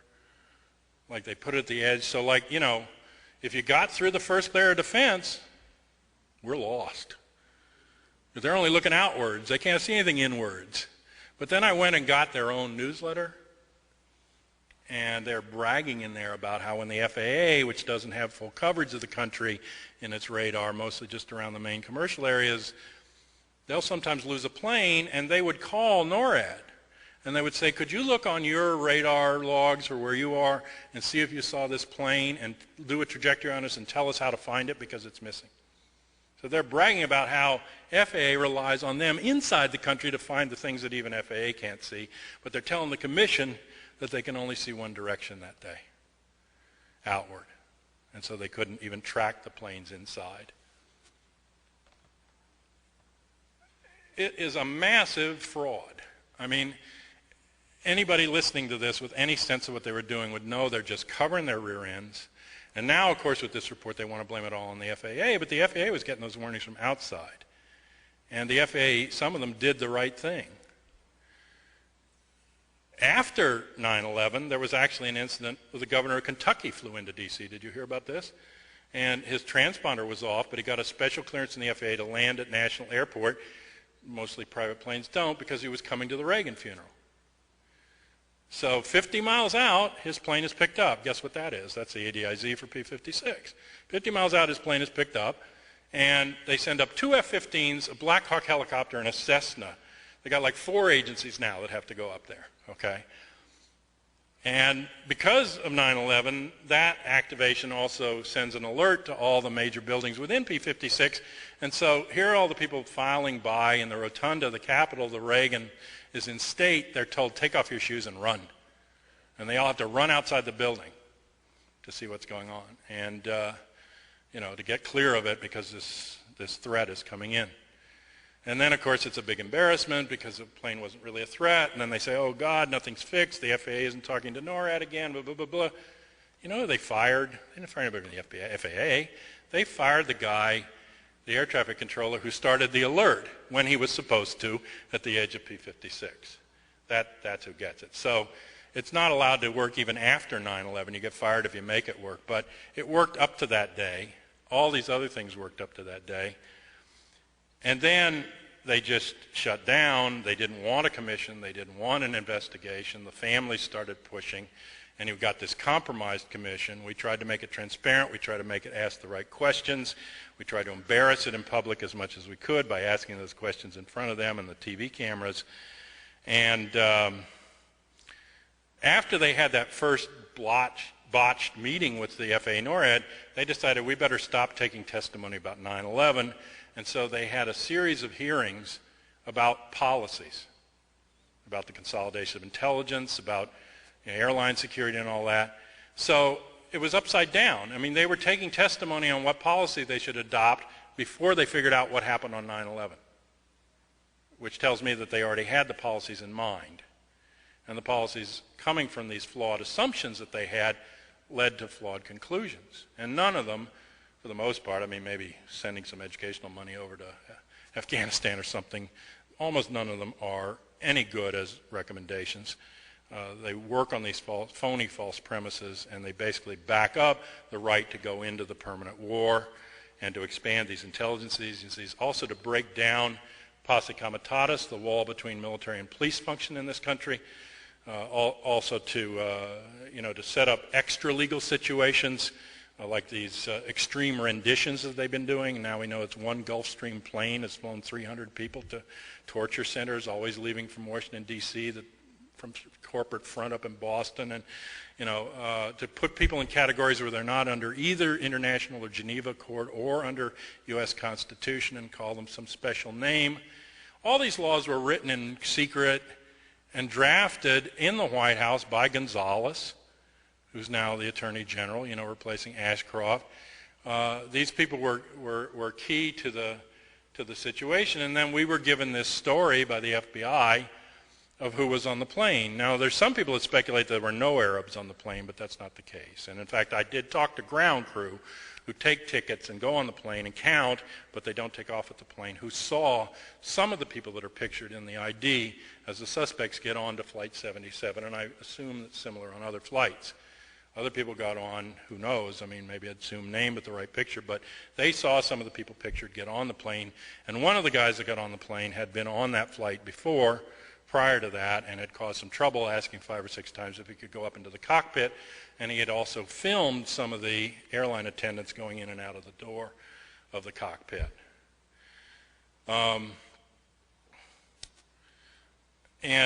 So the manifest, because I went to the manifest quite early, and the airlines have to report who's on the plane because it can be sued, and they had all these American names, and they didn't have any Arab names, but each total that they said this is X number of people, passenger and crew, was short 4 or 5 names. When you actually counted the names, they didn't add up to the total complement.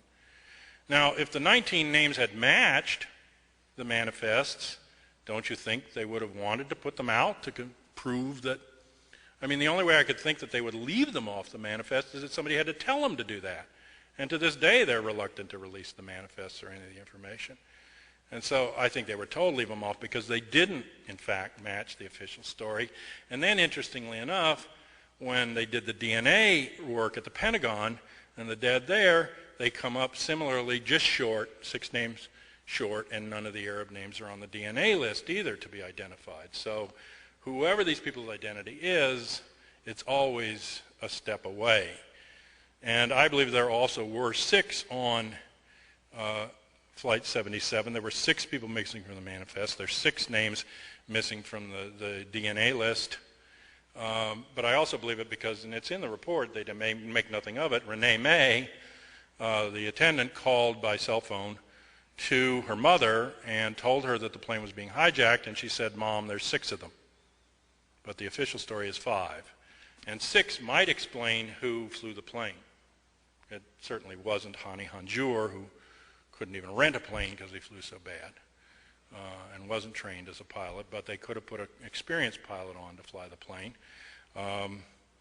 We don't know who it is, but I think there's yet another name on those planes that's missing from the scenario. And then we went into this situation. First the FBI told us who to blame, and the other day when Michael Chertoff, who's now going to be the head of Homeland Security, came up for approval of the Senate, and they took the vote, the last senator that spoke before they started voting was going down his attributes and saying what a great guy he was and why they should approve him. And one of the last things he said right before they voted was, and remember, it's Michael Chertoff's team that linked the 9/11 suspects to the Al-Qaeda. Okay, so that's who you've got in there. And now the Director of National Intelligence, who I thought was going to be Goss because the reform law says that they can appoint the guy without Senate approval if it's the standing Director of Central Intelligence, which Goss is. In other words, under the law, Bush could make him the Director of National Intelligence and wouldn't even have to get a Senate approval for it. So I thought it would be him. Now I think Goss is the backup position if they can get Negroponte in. But Negroponte is put forward. And this guy is like the worst that you could imagine. He's in all these dirty trick operations going way back to Saigon.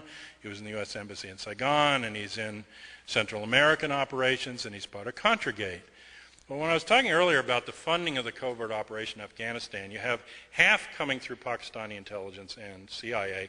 The other half, the other $3 billion, comes from Saudi intelligence and the Saudi royal family through the Bank of Commerce and Credit International, which was a front for intelligence operations that involved both American and Saudi.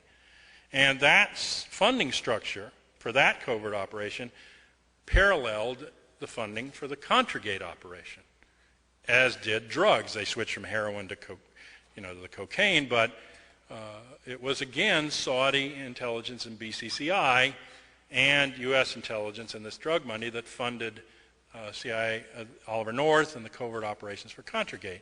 And where are those Contragators? Colin Powell was the one that did the shipment of the TOW missiles under Poindexter. Poindexter comes back in. Negroponte comes in. Otto Reich comes in. You know, each of these, and there's even more of them, the Abrams even. Some of them were convicted for Contragate, and yet they're back in as the team at the top of these operations coming into this situation. So, you know, we're being told that's who's going to protect us now are these people. Even Zelikow, who was the director, sat on of the 9/11 Commission, sat on the President's Foreign Intelligence Advisory Board from 2001 to 2003. And he said recently at the University of Virginia that the real threat of Saddam Hussein was not to the United States, it was to Israel.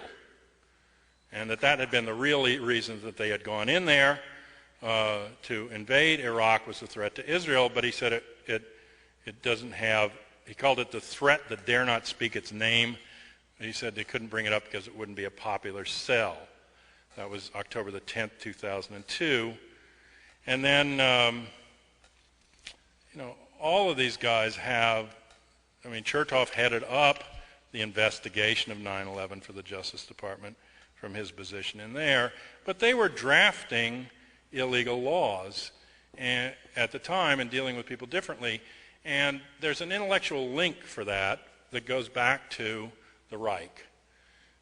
There's a major jurist that worked for Adolf Hitler who wrote the Reichstag fire law. After the Reichstag was burned down, which again looked like a staged incident where the Nazis put up this young anarchist, set his shirt on fire, but they had inflammatory materials in there that caused the whole building to burn down. And they blamed it in the national emergency, and they had these Reichstag laws, and they started the beginnings of the open fascism there. And the guy that wrote those laws and wrote much of the racial laws and was the leading jurist for Hitler through the war was the mentor of a guy who came then from Germany to the University of Chicago named Leo Strauss, and he in turn was the mentor for Wolfowitz and some of these major neocons. Okay, and there's a quote in 1936 from Hermann Goering where he says, "I know two types of law because I know two types of men, those who are with us and those who are against us." Am I ringing any bells for you? Okay, so you set up a dual legal system, and that's part of what they're doing, and how it's breaking down is they write laws in secret that Congress doesn't even have to approve of. They just implement them, you know. And, you know, there's other stuff breaking about the threats. There's a memo out from Richard Clark, January 25th, 2001, to Condoleezza Rice. We need a primaries meeting. We got to do something about this. And it's not followed up on. And she gets these urgent warnings. But, you know, they say later, well, you know, we did this or we did that. But basically, this report has been suppressed until now. It's mentioned a lot in the testimony and congressional hearings, but we've never been able to see the wording of the actual report. Sybil Edmonds, a whistleblower, also is backing up from her testimony that she saw letters that said at the FBI that they knew that al-Qaeda would attack American cities with airplanes. And this report that's just come out backs her up, and she's gone into court. And there's some other whistleblowers that are trying to do something to get the truth out about this, but it's, you know, it's uphill against this kind of a system. I also brought with me, and if you haven't seen these, you probably try to get them. This is called First Impressions. It's the American Muslim Perspectives on the 9/11 Commission report by the American Muslim Task Force, and it's available from American Muslim Task Force online. And then this is the 120-page redacted, still somewhat redacted, last monograph from the 9/11 Commission staff. But both of them have important stuff in it. And then the best antidote to the report is Paul Thompson's terror timeline, which is just a factual timeline with public sources for what happens coming up into 9/11 and then minute by minute during it. But there's homework to do. I know it's a post-literate society, and I know the FBI wants to know what everybody's reading at the library. I don't think they could probably deal with my list. But That's why I never did freedom of information on myself. I don't have room for all the files. But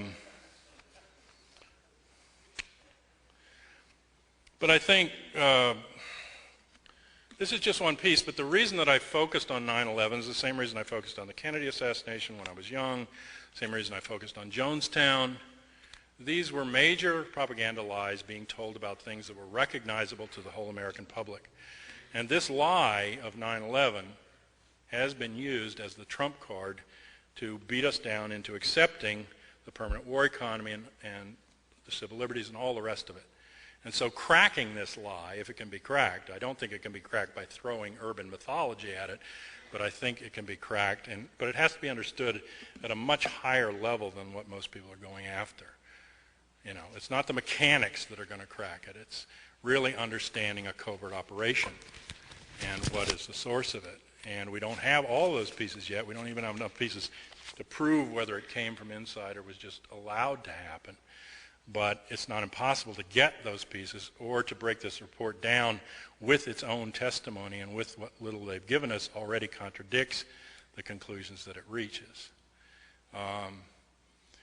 But I think it's important to try to crack it, and crack it in a way that ordinary people can look at it and see the question, because people are questioning it. The families themselves said 70% of their questions that they had were not answered by the commission. And ordinary people have questions about it if you make it clear to them. You know, and I think that it's possible to use that then as a leverage to get people to ask about the deeper questions about the control of their life and the lack of a real democracy here. But I think not only are we in the place where the German people were in September of 1939 in terms of our responsibility and the threat of the rise of global fascism, because Mussolini called fascism corporatism plus reaction. He said it was when the state and the corporations merged into one. All right? And that is objectively what fascism is. Fascism is not Adolf Hitler, an anti-Semite that decides to get a whole country to go along with killing all the Jews and tries to take over the world. It is an objective economic and political reality that develops from the final stages of monopoly capitalism. When wealth concentrates to a particular level, and when technology moves forward at a particular level, human labor becomes expendable. The first people killed in the Holocaust were the mental patients, because they were useless eaters, they were taking up space, they were Untermenschen. The American Psychiatric Association, the World Psychiatric Association, the World Eugenics Associations were like this. They believed that they could clean the gene pool out. In fact, the defense at Nuremberg was, why are you taking us to court for this? You started mass sterilization in 1928 in the United States. You started getting rid of these people that didn't fit in the gene pool and the feeble-minded. You taught us how to put people into concentration camps with what you did to the Native Americans. And we're just doing what you did, so why are you taking us to court? I mean, one genocide doesn't justify the next, but it's a legitimate question that we seem unable to ask. I mean, we blame the rest of the world for what basically we've done and the situations that we've set up. And these things are being done in our name. I mean, after 9/11, all these people said, well, why do they hate us?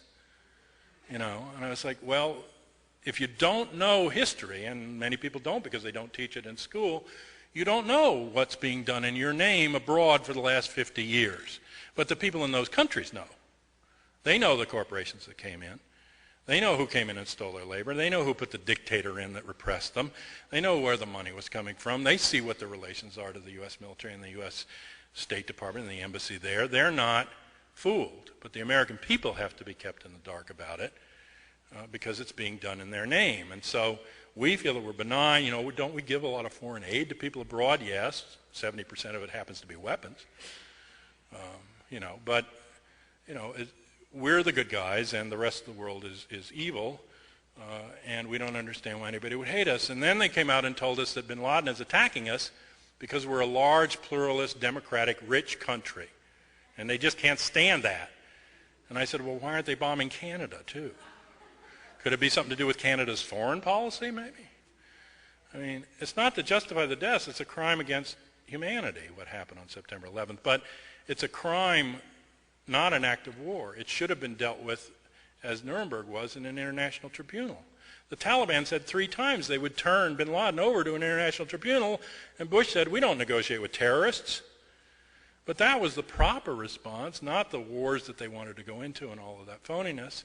But they've got us so afraid of each other and afraid of everybody else around the world, and that's, I mean, it's a classic protection racket. You know what a protection racket is for the mob? You know, the window in your store gets broken and Louis comes by.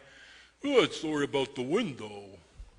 $100 a month or so will probably make sure that don't happen again. But you don't want to pay, something worse could happen. A place could burn down or something, That's a protection racket. I mean, I'm supposed to be more afraid of bin Laden in his cave, Dr. No-Sama, where's James Bond, than I am of the system, that created the cave and that created the threat and that armed the threat and, that as far as I can tell manipulates the threat, maybe as a negative asset, maybe as a positive asset. I don't know, but I mean, I'm afraid of the people that are taking my life and my democracy and the lives of people all around the world away. It's like Malcolm X said, if you read the newspapers long enough, you'll end up loving the people doing the oppressing and hating the people being oppressed. And you've got to figure out what that is. But the other thing you have to figure out, I think, is what fascism is, because the fascism, that corporatization, is now not just it's not Tyson Steel and I.G. Farben, it's international global corporations. It's Hitler gone global, gone mad. I mean, he might have wanted to take over the world, but the corporations that were financing him weren't already the world and didn't own so much of it. And so, it's a global lineup of these countries at the top, the United States and, the European Union and the new wannabes. China joins the World Trade Organization September 12th. First call to Bush is from Putin and Russia, and they want to line up, and then the rest is the pockets of resistance within the neoliberal countries and the underdeveloped masses. Those are expendable, and then us. I mean, the people here that are going to resist. Okay, and overall, when you don't need the labor anymore, I mean, they don't need the labor in Iraq to run those oil wells. So that population is expendable to them. And then based on where your racial views are, based on whatever, your genetic views, whatever, you're going to pick those segments in the society that can go first, or that you're not going to worry about. Maybe you'll speed it up a little. Reinhard Gehlen suggested that the concentration camps, he was Hitler's head of intelligence, in his memoirs at the end of the war, were too messy, and that they ought to figure out how to create natural disasters that wipe out hundreds of thousands of people at a time. But the objective pressure of that concentration of wealth, if you're not going to make that surplus, and that's what it is, objectively the world is in surplus. Objectively, there is enough arable land, there is enough resources, there is enough technology for every single person on earth to be clothed and housed and fed, to have medical care, to have transportation, to have communication, to be interneted even, to be entertained, without the destructiveness to the rest of the planet, without wiping all the rest of the species, without destroying the ozone layers and all of that. There are alternative energies that would work, but it takes a decentralized model to make them work. It takes a community model to make them work, but they're there.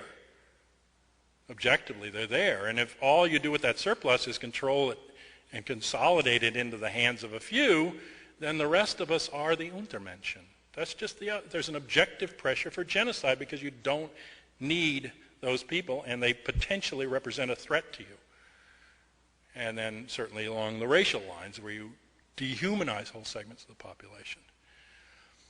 So that's sort of the nightmare path, and of course it also takes a permanent war economy and permanent war and civil dissent, end of the Constitution, martial law and all those things. That's the nightmare path, but we're at that crossroads now.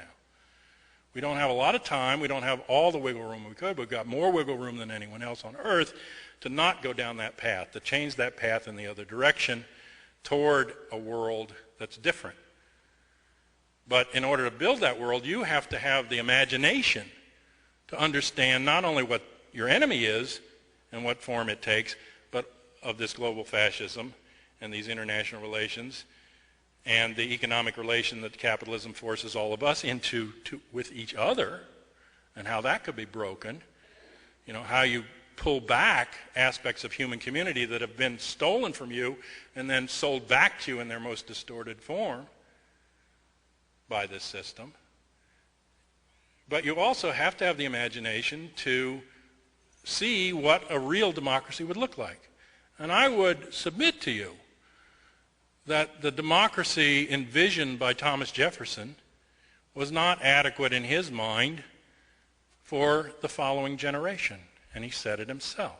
He said there will probably have to be a revolution in this country every 20 years to make sure that power doesn't aggregate again in the hands of the few.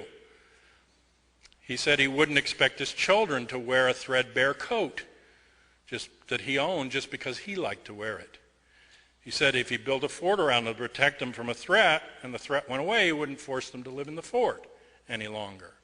He said that even if he planted a tree so they could have fruit to eat and they didn't like the fruit, he wouldn't force them to eat it. These are his metaphors for he knew that his imagination only stretched so far, and that then every subsequent generation would have to imagine and realize its own freedom, its own sense of democracy. The other thing Jefferson realized in Washington as well is that political parties, are inimical to democracy. Jefferson said that in any given society, you can only have two parties no matter what they call themselves. Those who want to take power from the people and put it in the hands of the few, he called the aristocrats. Those who want to do the reverse and put power in the hands of the people, he called the Democrats. But he said if you build a democratic government machinery and you build a constitution that's actually democratic and a social contract that's democratic, you don't need a Democratic Party. And Washington, when he left office, said that policies belong to the people as a whole, and that parties put those decisions back in the hands of a few. When you lived in the 1700s, your only method of communication and travel was either a horse or a boat. When the meeting you had to go to was going to be 2 days away by horse, the whole community couldn't go, so you picked a representative to go. Smaller community, maybe not too far fallen from the tree, probably picked the guy you wanted around the least, and sent him off for 2 weeks to listen and be your representative and then bring back the report. We're in the 21st century. We don't rely on a horse and a boat. We have mass communication. It's a commonwealth. People say the corporations own the media. They don't own the media.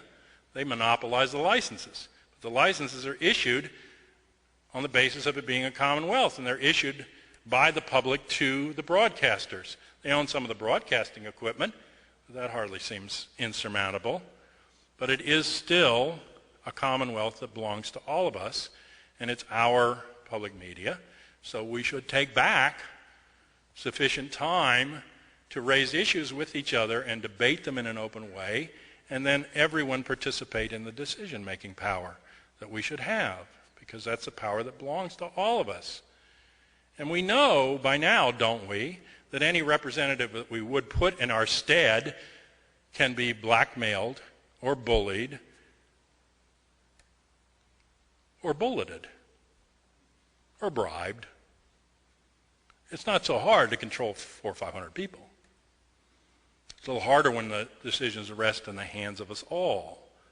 And it can be done in a fair way. It can be done in an open way. You also have to break open the commonwealth of the educational system here so that people get real information. See, Jefferson said, given a choice between a government without a newspaper and a newspaper without a government, he would always choose the latter, because he understood that the flow of information is more central to the democratic process than the machinery is set up to carry it out. But that's all that is machinery that you set up to carry out your vision of democracy. And if it ain't working, then you dismantle it and you put some machinery together that makes it happen in the right way. And I mean, I don't vote for representatives. I have 2 buttons. One says if voting worked, it would be illegal. And the other says don't vote, it only encourages them. Okay. I would gladly vote for a referendum, but not the kind of referendum they have out and initiatives they have in many of the places out here, because those are rigged so that only the rich can get enough signatures to get over the hump. But if you made it voting registration automatic, if you made it very simple to put something on the ballot, and then maybe chose what were the most popular ones for each month and ran them, then you could debate them and you could choose by them. But there's no reason not to be making those decisions, especially when they affect lots of people, and not to be making them on a decentralized level. Not all on some kind of a national or state level, but a decentralized level that thinks globally and acts locally, but also does the reverse, that when it acts globally, it thinks locally. And you can put those two things together and build, and then if you're going to pay taxes, and I would say, there is alternative of alternate money and not having a money or a tax system and all that, but if you're going to pay taxes, we have a bumper sticker in D.C. that says taxation without representation, because we don't even have a voting representative. We have Eleanor Holmes Norton who can go and sit on a committee, but you can't vote. Now, my version of representation with taxes is not Eleanor Holmes Norton voting for me, because she doesn't represent me. I doubt I could represent anyone else in the room here, much less all of you. Why would I want to try? I can represent myself perfectly well, as can you. And if your response to this is, yeah, but people are too stupid, Jefferson thought of that too. He said, the only safe repository for power is in the hands of the people. He said, if you think them unable to exercise their discretion in a wholesome fashion, that means you think they're idiots. Okay.